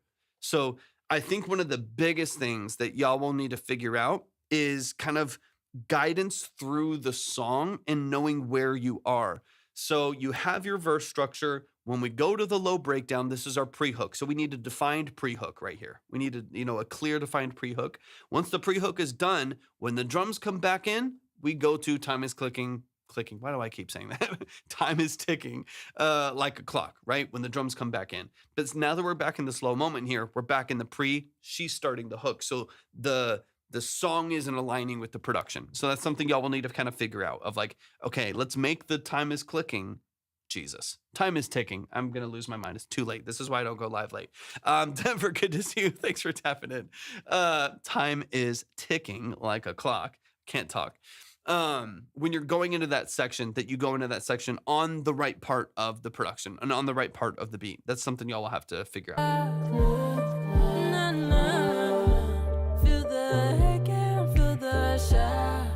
That's a good double melody there. Yeah, exactly. Time is clicking. Time is clicking like a talk. You know what I'm saying? Okay, so like this section here, this is where I would expect to build off of this hook, right? The time is ticking like a clock. I feel like I'm like learning to read right now. Okay. Time is ticking on the clock. Harmonies are nice though, right? I just think we need more defined melody and better positioning of the structure. So she's doing the right thing in the right place with the right, layers to support it, if that makes sense. Time is running low. And then this again is post tag. My life's running low. Oh, no.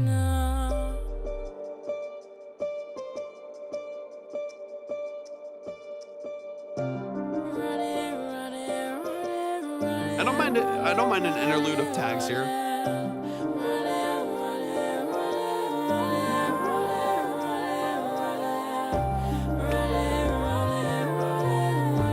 It gets a little muddy here, but I think that's more of a mixing decision, right? I think that'll just happen once it's finalized and you get a little bit of a cleaner mix on this. Everything's kind of loud. That's what makes it feel noisier and busier, but I do like the looping of the tag here. I just think that the early mixes of this are just going to be harder to distinguish.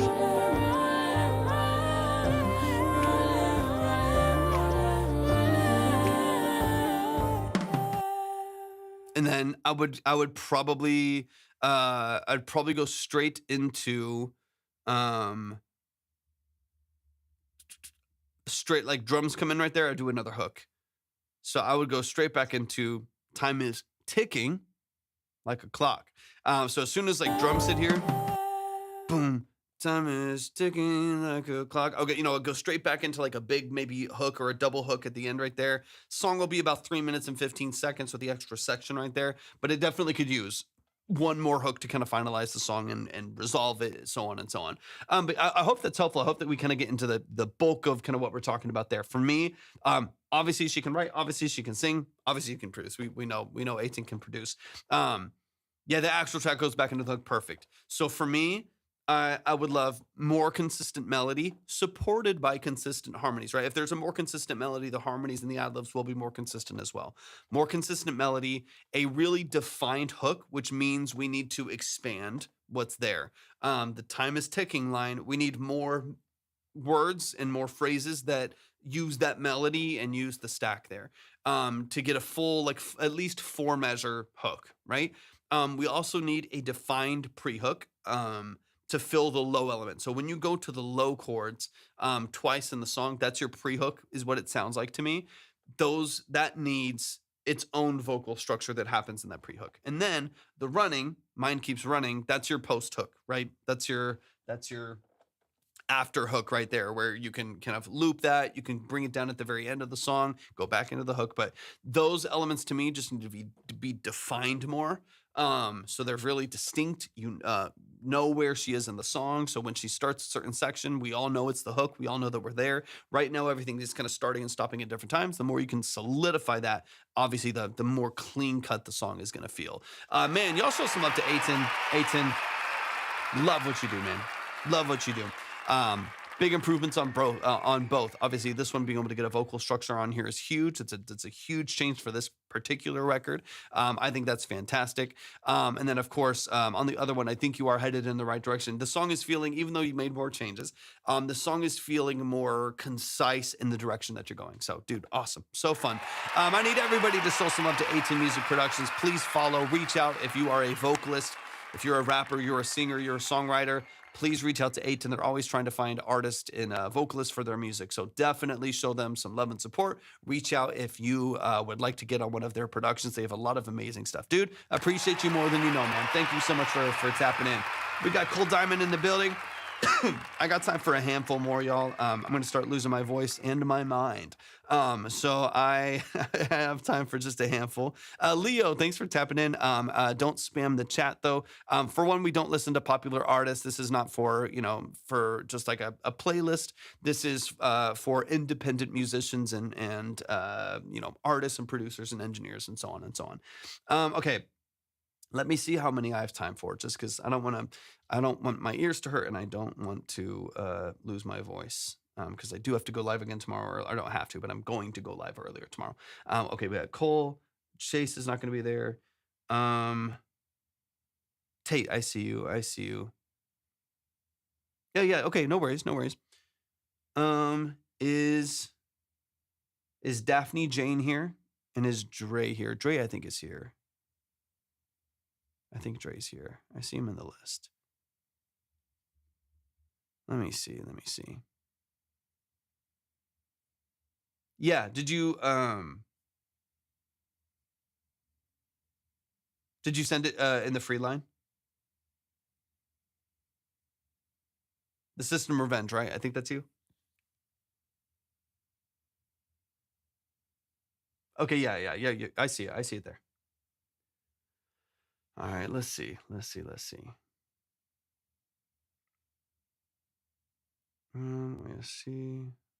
truth, QT. Got you. Okay, Tate, I see you. Daphne's on here. Dre's here. I'll see. I'll keep going. I'm gonna keep going for a little bit. I just I gotta make sure that I'm taking care of my ears here. Okay, just because I'm working on music all day and then streaming, listening to music. So I I got to take care of the ears. So, also quick reminder, just a quick reminder. I'm most likely, just because of how many I have in the consultation side, I probably won't be getting to a free one today. I'll try to get through more tomorrow. I'll see if I can't do some maybe some giveaways as well to help get y'all out of the free line, so you can actually go from a 2-minute play to a full consultation. I'll try to get through more of those tomorrow, and get y'all pushed forward and get you some boosts as well. Also, really quick, just in case I need to save yours. So just if I just, because what'll happen is after I've been yelling at myself in these headphones, I've been listening to a lot of music, talking a lot, my ears will start ringing, and the ears are what are my career. So I have to protect those. If I do end up having to save your song for any reason, I will always add to it the next time. So just as an example, if you sent in 10 today and I end up having to save it because I have to get off at the end of the live, and you come back for tomorrow's live stream, when I put you back on the board, I'll actually put you on in 15. That way you get a boost and you can actually push yourself forward. Sometimes even more. Sometimes I'll just add 10 to it and boost it forward, because I can do that manually on my side. That way, if I ever have to save you, you get a little bit of a boost the next time that you come in. If you ever are saved, all you have to do the next time is submit in the free line. Let me know that you submitted the last time. I'll pull up your credit and I'll put you in that line. I'll boost your free submission for you so that you get your submission back plus the bonus, just in case. You'll never miss out on your submission. You'll never miss out on your ability to get played there. I'll always just make sure that I boost you the next time. Jenna, welcome in. I appreciate you being here. So I'm gonna get through. Okay, I got Cole for sure. I think I can, like, maybe do one more. I just have to be up. I have to be up early. I'll see. I'll see. I'll see what I can handle. I'm going to start with Cole, and if my ears are starting to get really fatigued, then I just got to protect that. But I'll start with Cole here, and then and see how I feel after this next one. But I'll probably have to close up in the next couple minutes here. And then again, if I need to, I'll save it and I'll push y'all forward next time. Okay, this is Taste by Cold Diamond. This is dark pop glitch core. Cole, give me some details. I think I've heard your music before. It sounds familiar, but maybe not. Let me know. Talk to me about the role that you play in your music. Let the people know what you do. This is Taste by Cold Diamond.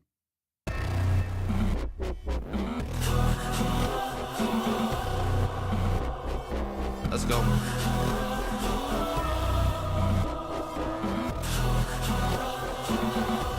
Let's go. Let's go down to the garden. Let's go past the time. Don't keep me Did you produce all of this? pull me a little closer. Don't leave me unsatisfied. Don't leave me, baby. I'll make you love me. I'll make you love me. I'll make you love me. Really, you don't have a choice. When you hold me, it feels unholy. Am I your only boy? Don't fucking mind. We were Okay, cool. Where'd you get the production?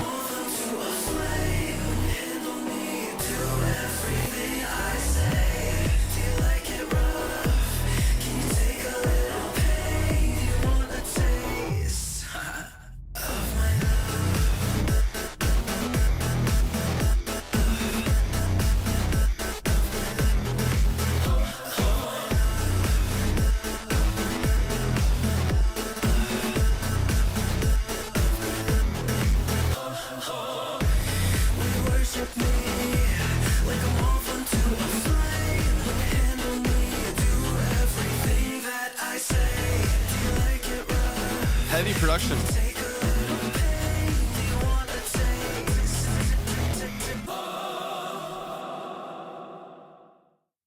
Ooh, short and sweet. Y'all, show some love. Let's get into it. I'm gonna try to move pretty quick through these last ones. I'm gonna try to get through all of y'all. So Dre and Tate, stick around. I'm gonna try to get through these last ones here. And I'll just try to move a little bit faster, so I'm not wasting too much time in between. We can close out with these last few here. But y'all, please show some love to Cold Diamond Taste. But yeah, let me know where'd you get the production? Is it was it a BeatStars lease or just produced by someone else? Let's get into it. Rappers and Rabbis, thanks for the follow. I appreciate it. For those of you who are asking, we are closed for today, but we're going to be live tomorrow at 11 a.m. ish.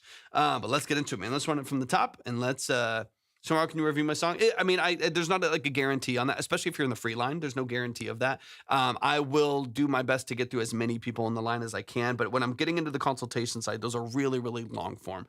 So when we're doing the consultation, those are 20 to 30 minutes a piece. So if I have 12 songs and they're 20 to 30 minutes a piece, those are really long form breakdowns. I'm going to try to get into the free line and kind of go back and forth between them maybe a little bit tomorrow, but I can't guarantee that because you're also then one of 30 other people in that line as well. And so I have to, there's no way for me to prioritize that as far as like who is submitting in that space. So I'm going to try to dip into the free line tomorrow. I'm going to try to, that way I can get a little bit of both, or even like I said, do some giveaways to pull y'all out of the free line so you actually get a full consultation. We'll do, hopefully a little bit of that over the next coming live streams as well, and give y'all a little bit of extra support. My producer in the Philippines. Let's go. Sounds amazing. Nicotine. Okay, sounds good. Let's get it. Y'all show some love to Cold Diamond. I want to talk about a couple little mix details here because you have some great structure. I love your like natural minor movements on your walks and like chromatic walks on the vocal are really interesting to listen to. I like that feel a lot. I think that sounds awesome. So I want to keep a lot of that texture there. One of the main things I want to do is make sure that we like clarify your mix without it just being brightness forced over the top. That's one of the things that I'm kind of listening for. There's not a lot, I mean, because it's a powerful production and you've got a great vocal structure here. It's catchy, it's got repetition. But what it sometimes can feel like is there's so much energy in the mix of the production that the only way to get that vocal over the top is just to make everything really, really bright. And so I would love to get a little more body and a little bit more weight out of this without forcing the brightness. I think the best way to do that is probably to create space, create some space in the mix for that vocal to sit there. I want the distorted. I'm not talking about the distortion. I'm talking about clarity and actually being able to have better separation throughout the mix. So I still want the distorted effects. I still want to clip it. I still want to smash everything. That's typical of hyperpop. That's typical of this genre, which I'm very, very aware of. So I still want to keep that aesthetic. At the same time, if we are a purposely muddy kind of mix like PC, the result of because muddy is very, it's like a very broad term. It can mean a lot of different things. In this version of muddy, if the result of the mud is just a heavy wall of sound mix, that can work, right? That's popular in dubstep and hyperpop and metal and whatever, right? That's nothing wrong with that. When it comes to if the result of the mud is then a reactive mix on the vocal side where you have to kind of force it over because of the other decisions that you made, the mix will then just become harsh. It'll just become brittle to listen to, and then people won't want to. And so that's what I'm trying to mitigate is keeping the stylistic decisions, keeping the distortion, keeping the heaviness, keeping the wall of sound that we want out of this. Like you do want it to have a lot of noise. You do want it to feel heavy. You do want it to feel distorted. Those are all things that I want you to keep in the mix, all while not sacrificing some level of legibility from the vocal a little bit, right? And also not sacrificing like for harshness or brittleness, because then here's the thing that I ask most people is how loud can you turn up your mix before it hurts? That's a great question for any early engineer to ask, or any producer to ask, any artist to ask. How loud can I turn up my song before it starts to hurt? And if there's like harshness and brittleness at the very top end of that mix, high end excitement and stuff like that, that is really, really, it's harsh and it's brittle and it's overcoming the mud by introducing some of this harshness, then it might be a really cool feel for the song, but you really can't push it too far before that mix is hitting some of its limits, and it's going to start to be painful to listen to, and people will turn down the song as opposed to it being loud and dynamic and really energetic. So this is the fun part about mixing, but it's a fine line of kind of where you get into that spot right there. No, you didn't kill my ears. The last 11 songs that I listened to killed it's the culmination that killed my ears. But the reason why I say that is because I did turn it down. I did my reaction to those high frequencies, especially around like 7K, 8K that are really piercing. My reaction to that is then to turn it down. And you don't want, when you're hearing a heavy electronic record, the last thing you want people to feel is like they need to turn down your song, right? You want the opposite. You want them to have this in their workout playlist. You want this at the club. You want this, you want this at the festival going crazy, and you want the reaction to be like, turn that shit up. You know what I mean? But if in the process of turning up, you're encountering some abrasive frequency, that's where you gotta kind of dig in.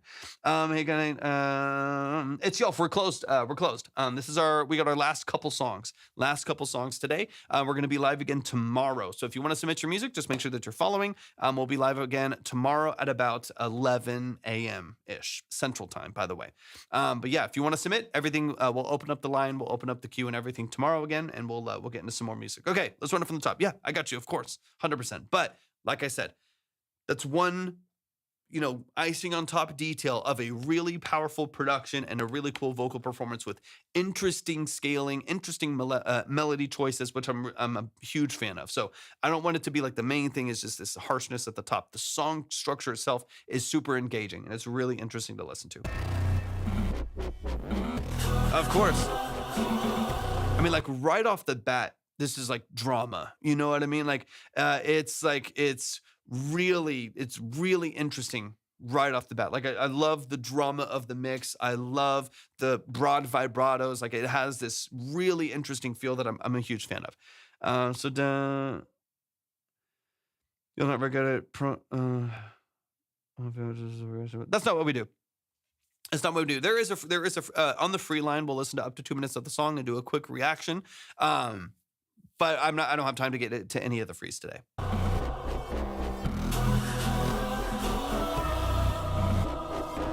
Like I really love those movements right there. As my sonic mood board, I love sonic mood board is a great is a great term. I'm gonna steal that. I like that. Great early introduction of that vocal as well. Let's go down to the garden. Let's go past the time. Don't keep you waiting. Cool harmony structure too.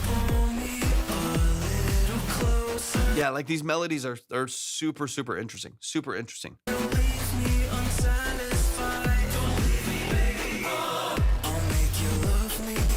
I'll make you love me. Really, you don't have a choice. When you hold me, it feels unholy.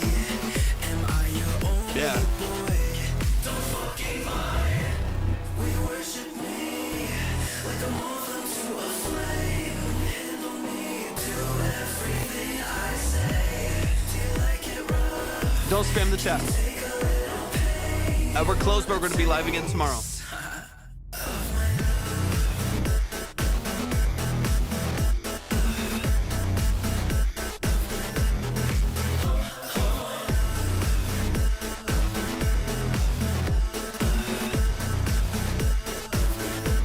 You're good. We worship me like a moth unto a flame. Handle me, do everything that I say. Do you like it rough? Can you take a little pain? Do you want a taste? I'm gonna back it up. I've got to hear this last part here again. Hold on, I got to do my puzzle.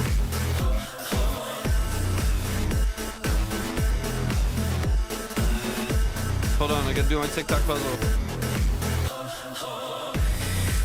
There we go.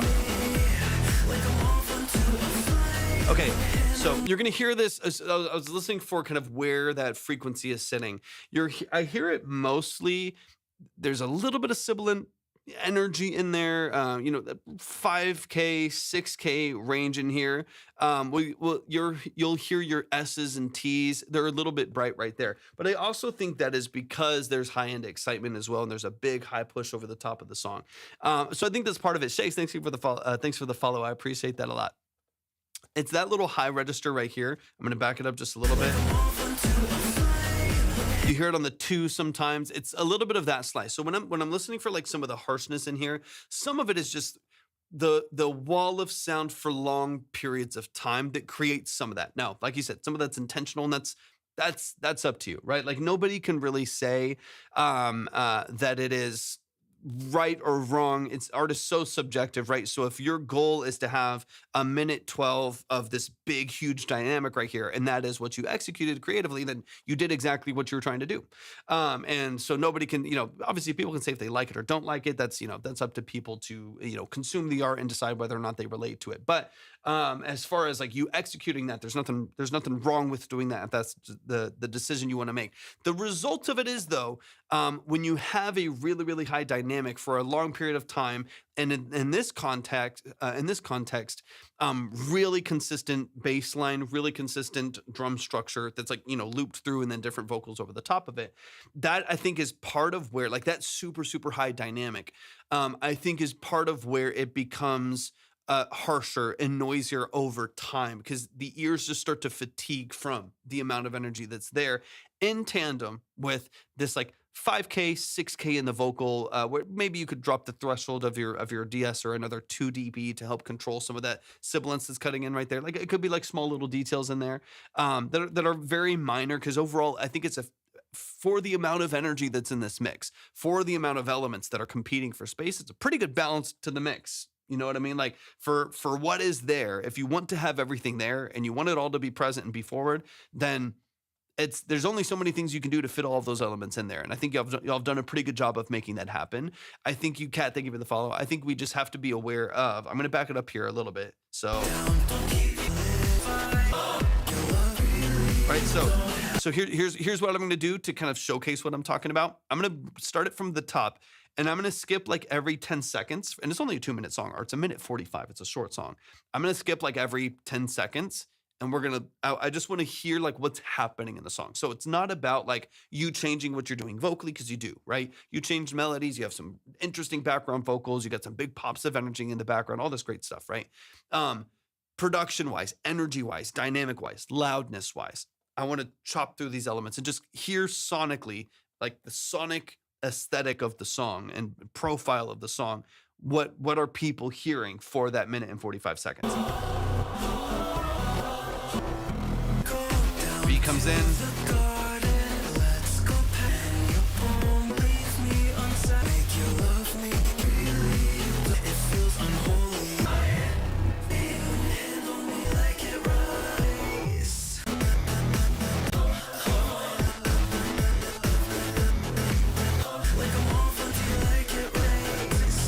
So what I'm hearing out of that is we have transition moments where the dynamics dip, right? And again, for the most part, with how much energy is in here, it's balanced well.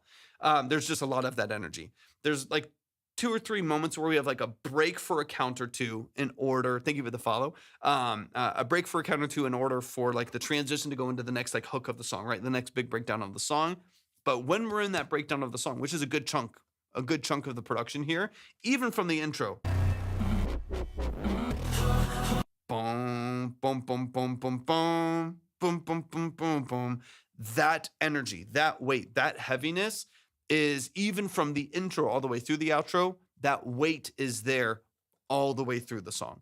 So those are the things that I'm kind of listening for. Now, doesn't mean it's not it's a sick bass. It's a, powerful drums. You got all these crazy things that are happening, right? Interesting vocal texture, vocal structure.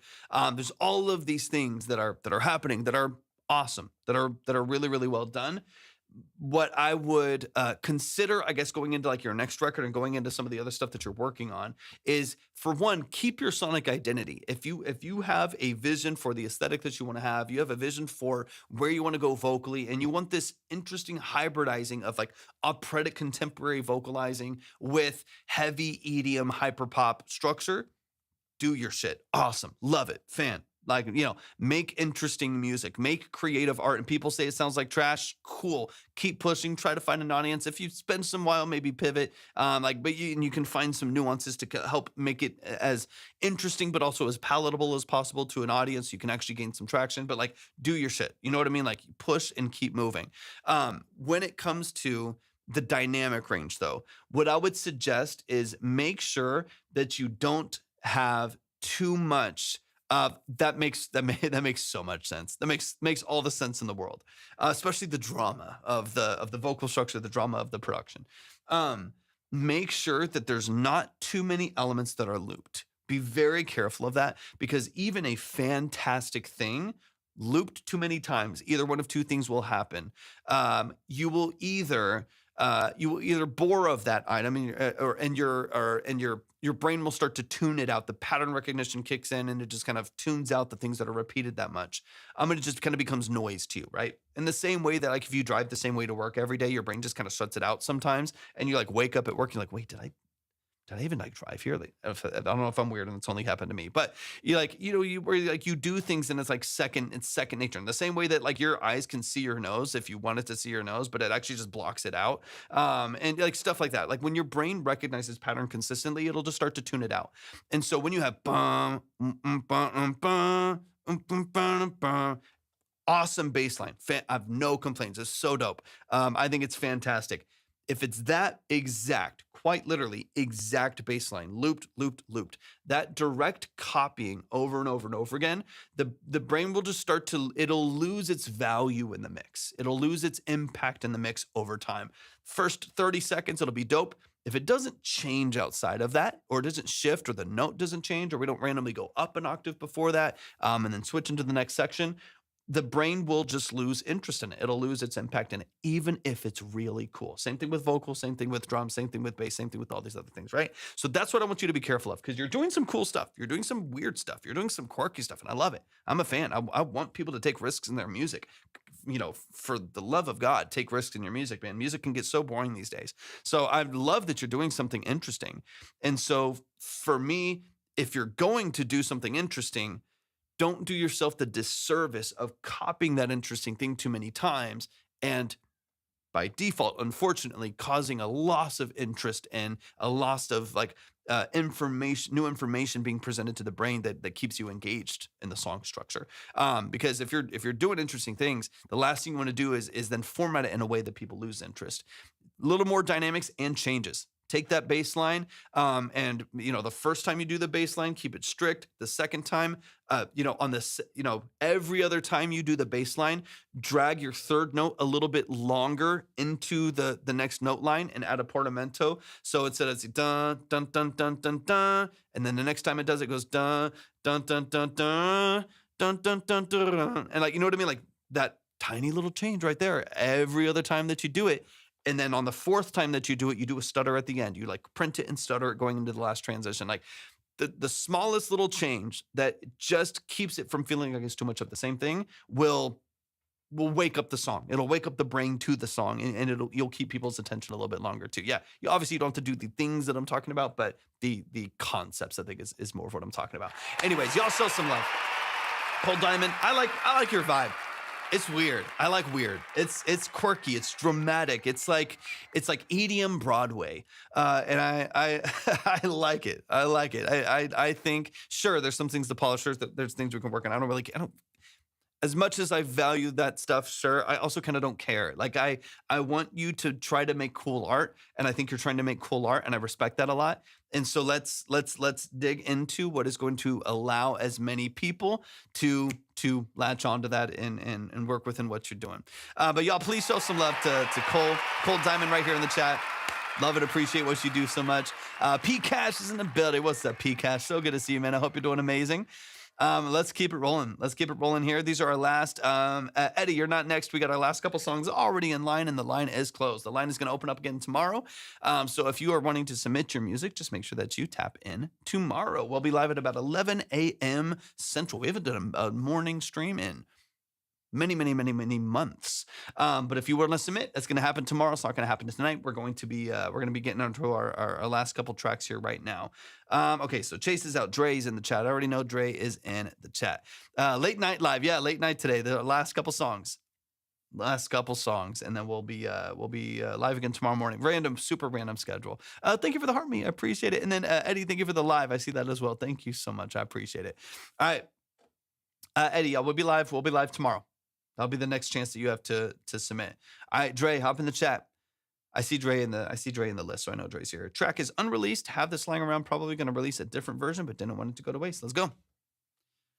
Remind me of the role that you play in the music too. Production, mix, vocals, so on and so on. Let me refresh really quick. There we go. All right, let's run it. True's in the building. What's up, True?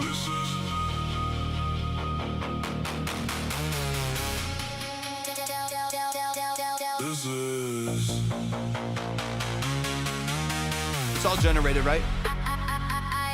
What's up, True? Good to see you, man. DDF production. Told you. Oh wait, that's the wrong one. Hold on. Oh yeah, wait, you're right. You sent the other one. Sorry, I gotta go through the. Let me find the free one. True, hope you're doing amazing. Thank you so much for tapping in. What is going on in this live? Luann, thank you so much for tapping in. Right, currently speaking, we are doing consultations for artists, producers, musicians, songwriters, vocalists, whatever it may be, engineers.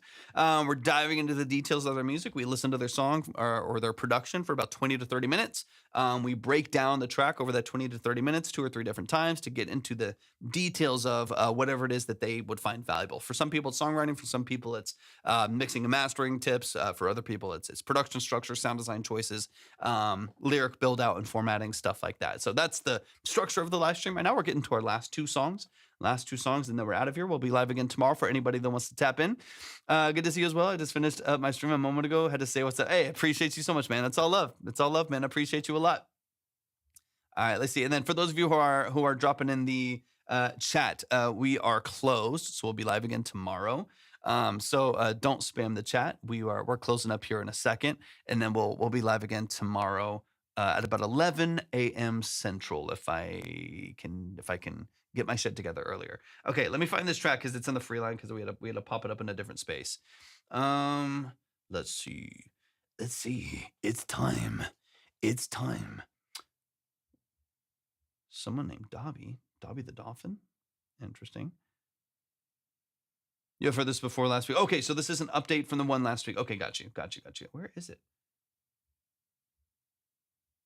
There's so many submissions. Jeez. Thank you. I appreciate it. Why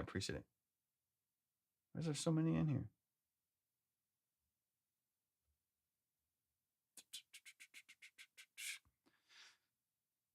It's time. Like, stupid chair. I'm ordering another one. I got to. It's time. This summer. Let's see.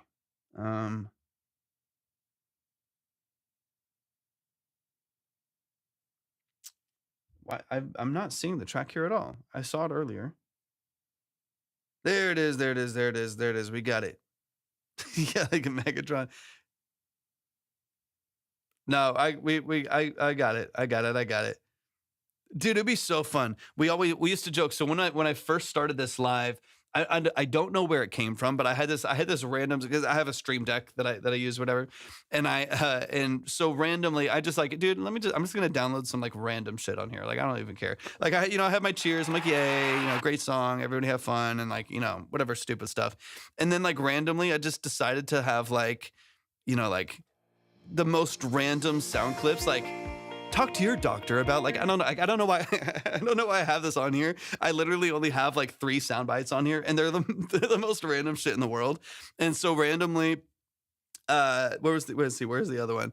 They would bring in this one, like it was like, it's truck month, and then we like, I don't know, it was just like the most stupid stuff on here. And so then we started doing these other voices because everyone was like, you should do truck commercials. I'm like, why in the world would I do truck commercials with it? It's Toyota-thon. Like, the most, literally the most random shit. Anyways, we got this. We gotta get our shit together. I gotta get to bed. I gotta get up early. So let's get into this project here. And we got System Revenge. So I heard this, set to release hopefully next month. Okay, so Dre, talk to me about this. I know we heard this a week ago, right? But talk to me about what you potentially updated with this, or things that you changed, or kind of what you're doing as far as like building the structure out here. But this is System Revenge by Dre right here in the chat. Let's go.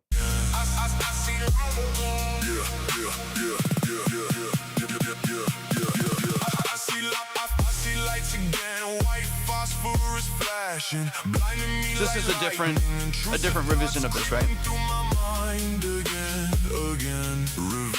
Revenge. Told my soul, told you. Told myself when life flips, spin you upside down. It feels like inception.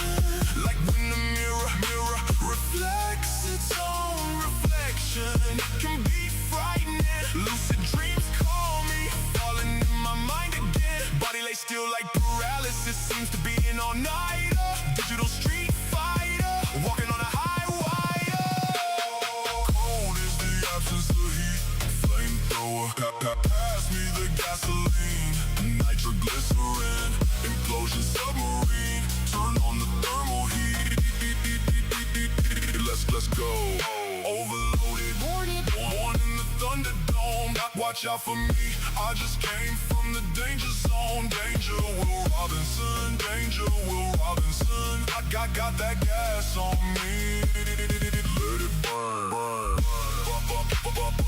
Yeah, the changes are so much better. Much less monotonous than the last time I heard this. Destroyer of the Guardian, scientists Even this. until they see the moonlight. There was a lot more repetition last time. Computer viruses, DDF is back again. Crank up the dial, pressing buttons, red needles running on high. Break glass in case of emergency. Atmosphere dropping like LSD mixed with acid. Watching bombs drop over Baghdad. Pressing the button. Costa, we'll be live again tomorrow. We're closed for today. Diamonds glistening on my neck. Told myself, watching. Time is precious. Retake control of subliminal message. Automatic switches. Lights turned off in your head. Sleep, we when you're dead. Life can suddenly turn left. Yeah, it is. Delete recorded messages. Cold is the absence of heat. Flamethrower. Turn on the thermal. More distinct hook too. Sound waves echo against canyon walls. You know I live in the Thunderdome. Watch out for me. I just came from the danger zone. Danger Will Robinson. Danger Will Robinson. Got that gas on me. Let it burn. Cooking in the lab again. Things don't go as you plan. Things don't go as you plan. Keep your mind as sharp as obsidian. I don't fold up. Don't crash out. I don't fold up. Don't crash out. Tell them this is. Tell them this is. DDF production.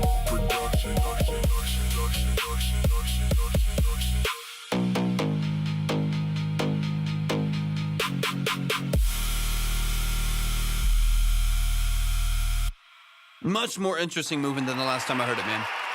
Much more interesting movement. The last time it was like 95% the exact same. You have a version with keys, exact same production structure, exact same like loop of like percussion and loop of, drums underneath, the exact same bass line. This at least has some twists and turns dynamically that make it so much more engaging to listen to. And I do believe, I think you said this is already coming out. It's ready to go. Thank you for the divine fingers true. I appreciate you so much. This is, it's already heading out to distribution. I'm pretty sure you said it's coming out very, very soon. So you also show some love, show some love to Dre. Let's dive into it. And we'll get into a couple things. One thing that I want you to be aware of beyond because it's fairly simple diving into like mix stuff when it comes to production. Because obviously when it comes to the generated productions, right? Because everyone is dealing with the same thing. Close to finish. Everyone's dealing with the same thing. Everyone's dealing with the aliasing. Everyone's dealing with like high frequency excitement. Everyone is dealing with like a latch of expression in the low end because everything kind of gets squished together. everyone who's doing this has a lot of the same frustrations. And so I don't feel like we need to touch that too much. I mainly want to talk about structure because I feel like structure is going to be the thing that's going to allow people to engage with the song regardless of mix. There's people that sit in their car and record with acoustic guitars and their songs get 20 million streams, even with no good mix or master. So it's not just about the mix; it's about the song. And so that's where I want to lean in a little bit more. Whether we're talking more about the future. So about the Moog synth you bought. Wait, you're not talking about this. I wish there was a Moog, but I do have one. I haven't ordered it yet. I was gonna order it like a couple days ago, but then I needed to figure out which rack I wanted to put on the side to put my mono synths on. I'm about to very, very soon. Very, very soon. But I do have another Poly D coming in. I did get another one because this one has an issue, and so they sent me another one. I'm gonna bridge this one. Yeah, dude, I was so close. And I was like, you know what? I need to wait to make sure all of the different like paraphonic and monophonic synths are gonna fit on the rack that I'm gonna get. That will all fit on the side, and I think it will. So I need to order one soon. But the Poly D is a little bit wider. But anyways, I need to bridge the distortion circuit on that one really quickly, and then sell it so I can use that money to buy another synth or mic or something. I don't know. Have some fun. Pay for groceries. Who knows? All right, let's run it from the top. So let's talk about some structure here really quick. AT2020 opinion. It's fine if you can make it work. It's a pretty good mic for the price. A little bit noisy. Self noise is a little bit higher on those, I think, than its competition. I would prefer, if you're looking for a $100 mic ish, I would prefer an LCT 240 Pro. It's a Lewitt microphone. I think that's probably one of the best $100 microphones that you can buy. So if you're looking in that range, I think that's probably where I would lean. And I've used both. I've had AT2020. I've had a bunch of other random stuff. So anyways, over here thinking about tube rolling for my TA66. Wait, talk to me about the TA66. Talk to me about that. Let's see. Dre, let's run it back from the top, man. Let's talk about some structural things. One of the biggest things I want to talk about here as far as structure for your songs is length of dynamics, even if you shift them. Length of specific dynamic ranges and how long you're there. Am I a rapper? No, I'm not a rapper. I work full-time as an audio engineer, producer, and session musician. That is what I do for a living. And I do make, I do make music when I feel like it, but it's not very often that I have the capacity to. So it's not a big part of what I do. But the vast majority of my business is in session work and production and mixing and mastering. All right, let's run it from the top. Let's talk. All right, let's go. I see lights again, white phosphorus flashing, blinding me like lightning. Intrusive thoughts creeping through my mind again. Revenge. Hey, let's go. Told myself when life flips, spin you upside down. It feels like inception, like when the mirror reflects its own reflection. Can be frightening. Lucid dreams call me, falling in my mind again. Body lay still like paralysis, seems to be in all night. Here's what I'm listening for, right? Now you've done the changes that we talked about, right? As far as like changing the beat up later in the song, doing some stops, doing some breaks and stuff like that. You're doing a great job of shifting that up here. Here's what I'm listening for is just how long, loudness-wise, dynamic-wise, that we are here in this moment, in this dynamic, in this range, right? And obviously most of the same, I appreciate you, Thalio, welcome in. We're mostly sitting off this, it's a, D sharp minor into the B, and then you kind of walk back down to occasionally the G sharp minor underneath it. So those early little moments right there, over that progression, the vast majority of the song kind of stays here in this range. Now, the sounds change, right? So like you do change the beat, and this is the fun part about just building music overall, right? It's not just about sonically turning left and right here and going in different directions. Thanks for the follow. It's also about dynamically, how do we bring this like close and intimate and vulnerable and have lower dynamic moments and create some space create some lower dynamic moments that make you want to move into a higher dynamic moment. So those higher dynamic moments have more impact and more power in the mix. Like if you don't have those different elements in there, then it doesn't matter when the like beat hits harder because we're already here. We're already at a 10. So when we go from 10 to 11, 11 doesn't mean as much if we don't go down to a 5 every once in a while, if that makes sense. Thank y'all for the follows. I appreciate it. I like jazz. I don't know if I'm like hyper inclined towards it or like, know a ton about it. But yeah, I like jazz. I'm struggling to make some vocals when I try to do the mix of my vocal sound dirty and sibilant. Any tips? It kind of depends on what the pain point that is causing that. If your vocals are sounding dirty and sibilant, focus on source over everything. What I would try not to do is use Band-Aid plugins to fix things that are just happening earlier on in your chain, right? If you're dealing with sibilance a lot of that will depend on the mic that you're using as well. The cheaper the mic, the more it's going to compensate for poor frequency response, right? So any mic that's under like $300 is most likely very bright.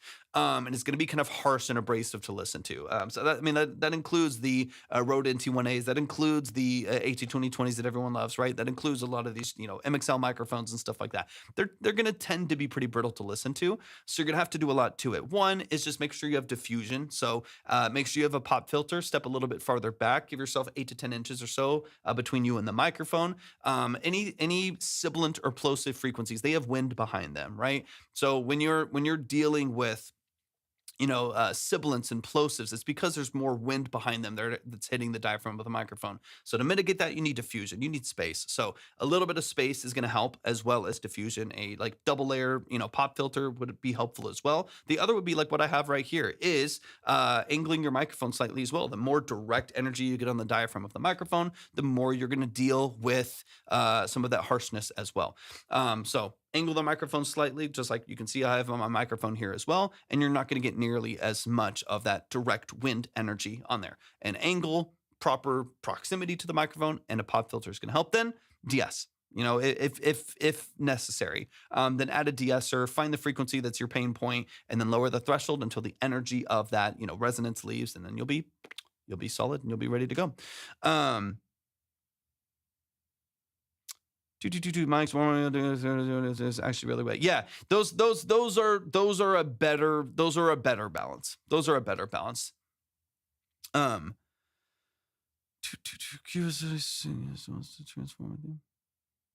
what are you talking about, Ramon? I'm struggling with I was using at the beginning a Shure Beta 87A and then an SM58. You shouldn't be dealing with harsh sibilants with an SM58 or a Beta 87A. I would probably, voice has a lot of bright, so I'm willing to buy an SM7B. I have an SM7B. It's a good microphone. It just depends on what you're looking for. If you're going to get an SM7B, then you're going to want to get an inline preamp. I would usually suggest the FET head. It's a Triton Audio FET head. Those are great. That's what I've used for a long time. They're like $70-$80. They do a great job. It's the same thing as a Cloud Lifter, if not about the same. I have no idea who Mr. Wobbles is, but I'm nervous to look it up.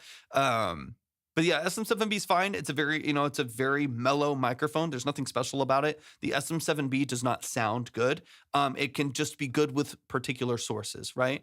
So that's, that really is, sorry, Dre, my ADHD kicked in bad and I'm all over the place. You know how it is. Thinking about the Cloud Lifter for the SM7DB. If you have the DB, you don't need a Cloud Lifter. The DB has a built-in preamp. So if you get the DB, you don't need another preamp at all. It has one built in. If you get the SM7B, you do need a preamp. It's got annoying to listen through as an artist. For my sounds good, but my ears aren't trained yet. Yeah, I have a TLM 102 as well. He did. But I also want people to keep in mind that the SM7 and the SM7B, which is the second iteration of it, they do sound different in the same way that like a vintage U87 and a U87 AI sound very different. So, and also, yes, he was recorded with here's the thing that people really need to keep in mind, which is one of the most powerful parts of the whole equation is yes, he recorded with an SM7, but he also recorded that SM7 into like a $600,000 custom built console. So that's where I think people need to, I think people think that they can just like buy a pop podcast microphone and like an MV7 or something, which are all great microphones. I love them all. They're all great. I own them. But think that they can just get that and bypass all the other stuff and feel like they're getting the same thing. They're not. It's a different environment. It's a different console. It's a different channel strip. I mean, we're talking about a $30,000 channel strip. You know what I mean? Like vintage 1081s and early 73s and Yuri 76s. I know Quincy oftentimes was using like the early Yuri 76s. To just like kiss the vocal, if anything, going through, and then running it into like a $200,000 like old Studer tape machine. Like it's a different world, right? So I think I have an SM7B and I love it and I use it. It's great for what it does, but I think people need to be more honest with what they're comparing to. Don't get an SM7B because Michael Jackson got one, because Michael Jackson also recorded with like the early vintage 251s, the early like the first rendition Telefunken C12s, $30,000-$40,000 vintage tube microphones. Like I think people romanticize, as much as I love the cheap stuff. Please get the cheap stuff. It's amazing. You can do magic with the cheap stuff. Just don't get it thinking that you're getting the other thing. You know what I mean? So yeah, exactly true, right? Like we're talking about like, well, I just think it's important for people to be realistic. Don't get an SM7B because Michael Jackson got it. Get an SM7B because you don't have a treated space and you need a hypercardioid dynamic microphone that's mellow enough and unsensitive enough that it's not going to destroy your vocal in a room that's not treated well. That's why you get an SM7B. Don't get it because Michael Jackson used it. For one, you're not fucking Michael Jackson. So don't get it because Michael Jackson got it. Get it because it is the right tool for the job. You might be better off with like a 57 if you just need a dynamic microphone, or just like a Beta 58A or whatever. Like you might be fine. But like don't get it because Michael Jackson got it, please. Please. In the same way why you shouldn't, they're like $400. They're $400 new. But the console that they ran those into and the early compressors that they used and the tape machine that they used that is naturally saturative and is naturally compressed, those are hundreds of thousands of dollars. So anyways, we're off the grid here. We're way off the grid. Joseph, thank you for the communities. I appreciate you, man. We're way off the grid. Anyways, you get the idea. I want people to be honest about what they're getting and why they're getting it, and get the right tool for the job. Whether it's $100 or it's $10,000, I don't care. Sometimes the right tool for the job is a 251E and it's $14,000 and it is just the most beautiful sounding thing you've ever heard. Fantastic. Sometimes the right tool for the job is a 57 on the opposite side of the room. Facts, true. 100%. 100%. $400 is around. If you know, I'm from Malaysia. It's worth it. It's worth it if it's what you're looking for. I hate to have stupid responses to stuff. I don't want to have like, lazy responses to stuff. It's like worth it if it's what if what you are looking for is something that will reject the room that you're in because it's not a well-treated space, and will do a pretty good job of capturing your source, then yes, it is potentially worth it. That also just depends on your budget.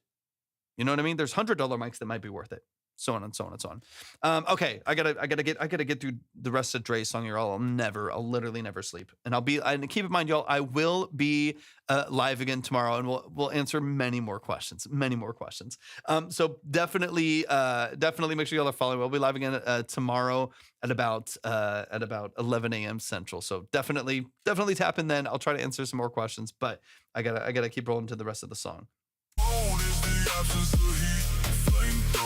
Pass me the gasoline, nitroglycerin, implosion submarine, turn on the thermal heat,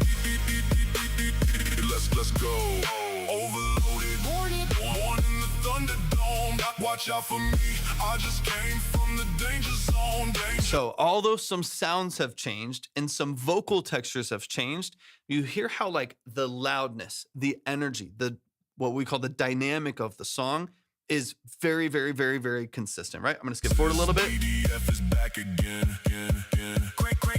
Crank up the dial. So we do a break, right? So we have a transition. We change the sounds, which is the stuff we talked about last time. We change the sounds. We break up the signal a little bit here. But when we go back into the full structure of the song, we're back in this energy again, right? So we have little moments where we pause and we stutter and we break, but then the dynamic of like the full profile of the song is very, very consistent. So the next thing I want you to do, whether or not you keep this as is, right, and put it out however you want to, but as you're like looking at new songs, you're looking at new structures and stuff like that, I want you to really challenge yourself with dynamic range. I want you to really challenge yourself with not only that the sounds are changing and that the format of your vocals is changing and stuff like that, but it's not released yet, Julio. It's not released yet.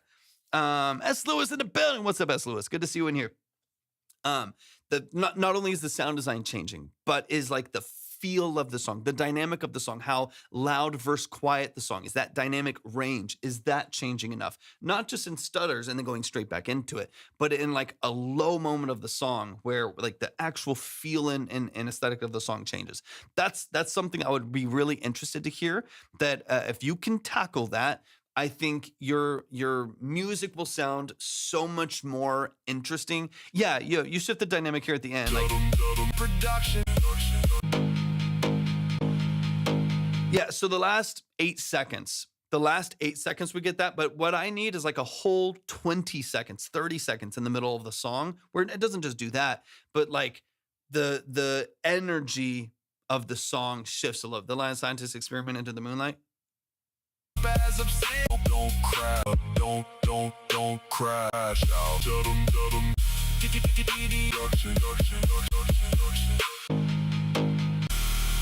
Things don't go in the lab again. Things don't let it burn. Sun. Got in the danger zone. Hanging walls. You know, it's the absence of heat.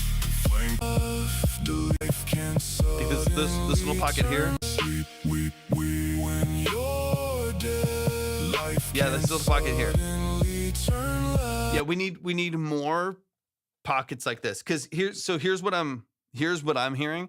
This takes 2 minutes and 20 seconds to get to an actual dynamic change right here. And when you do it, it's such a breath of fresh air because it changes the feel and the emotion of the song, right? So when you get into these moments here, we can't take 2 minutes and 20, that needs to happen at 45 seconds, right? And that needs to happen every 45 seconds in the song, right? We need more ups and downs in this for it to have a little bit more of that emotional roller coaster. It doesn't have to be like this, obviously. It doesn't have to be this particular pocket right here where this dynamic does feel lower. But if you're going to have a 3.5 minute song, 4 minute song, every 45 seconds to a minute, the energy of the song needs to shift. Not just the sound, but the actual energy of the song needs to shift. The dynamic of the song needs to shift. That's going to really, really help with how engaging your music is to listen to, no matter how it's made, right? Like it's going to really, really help with the energy of the song. Wait, what do you mean? Scientist Experiment in the Moonlight, verse 2?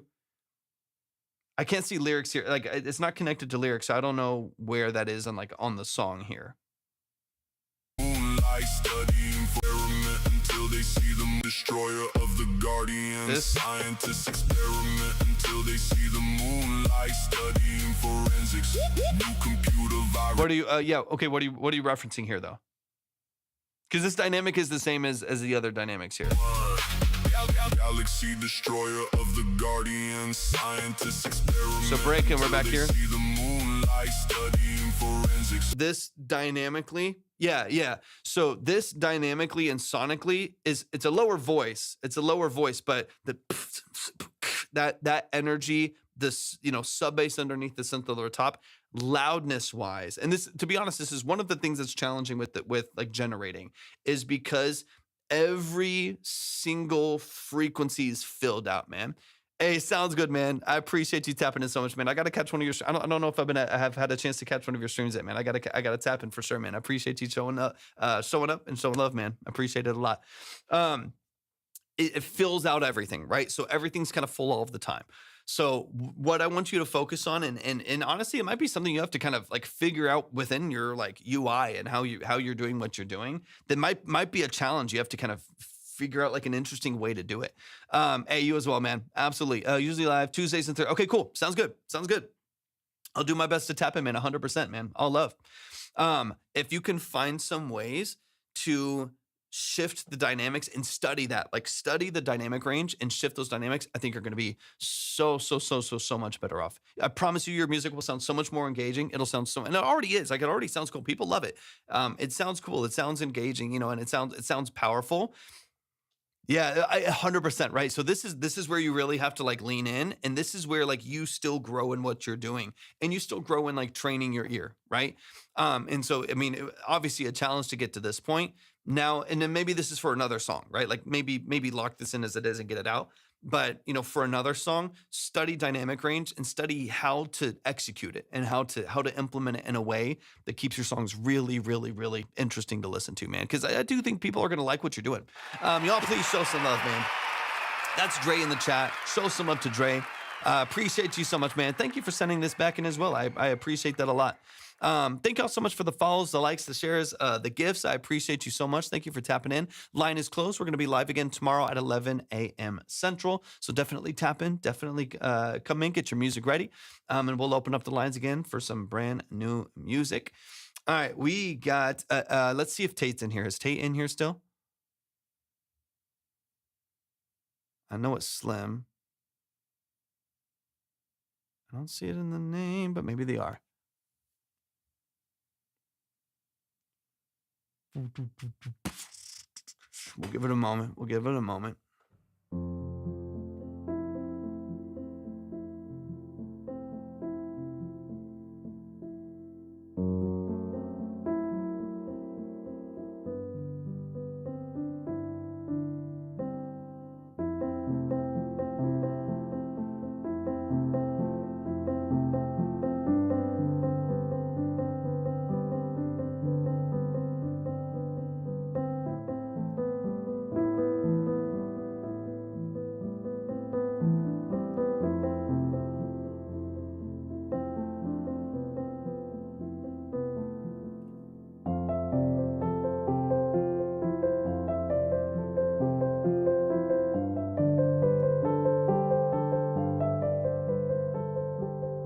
All right, that's going to close this up. We're going to get out of here. Toxic welcome in. Sorry, I just saw your message over there. We're going to get out of here. I love y'all. Appreciate y'all so much. We're going to be live again, once again, tomorrow at around 11 a.m. Central. So definitely make sure that you get your music ready. Make sure that y'all are following on TikTok, Twitch, or YouTube. And we'll be back live again. I can't talk. We'll be back live again tomorrow for another couple hours. So thank y'all so much for hanging out with us today. Thank you for the follows. I appreciate that a lot. Hopefully we'll see y'all very, very soon. Peace.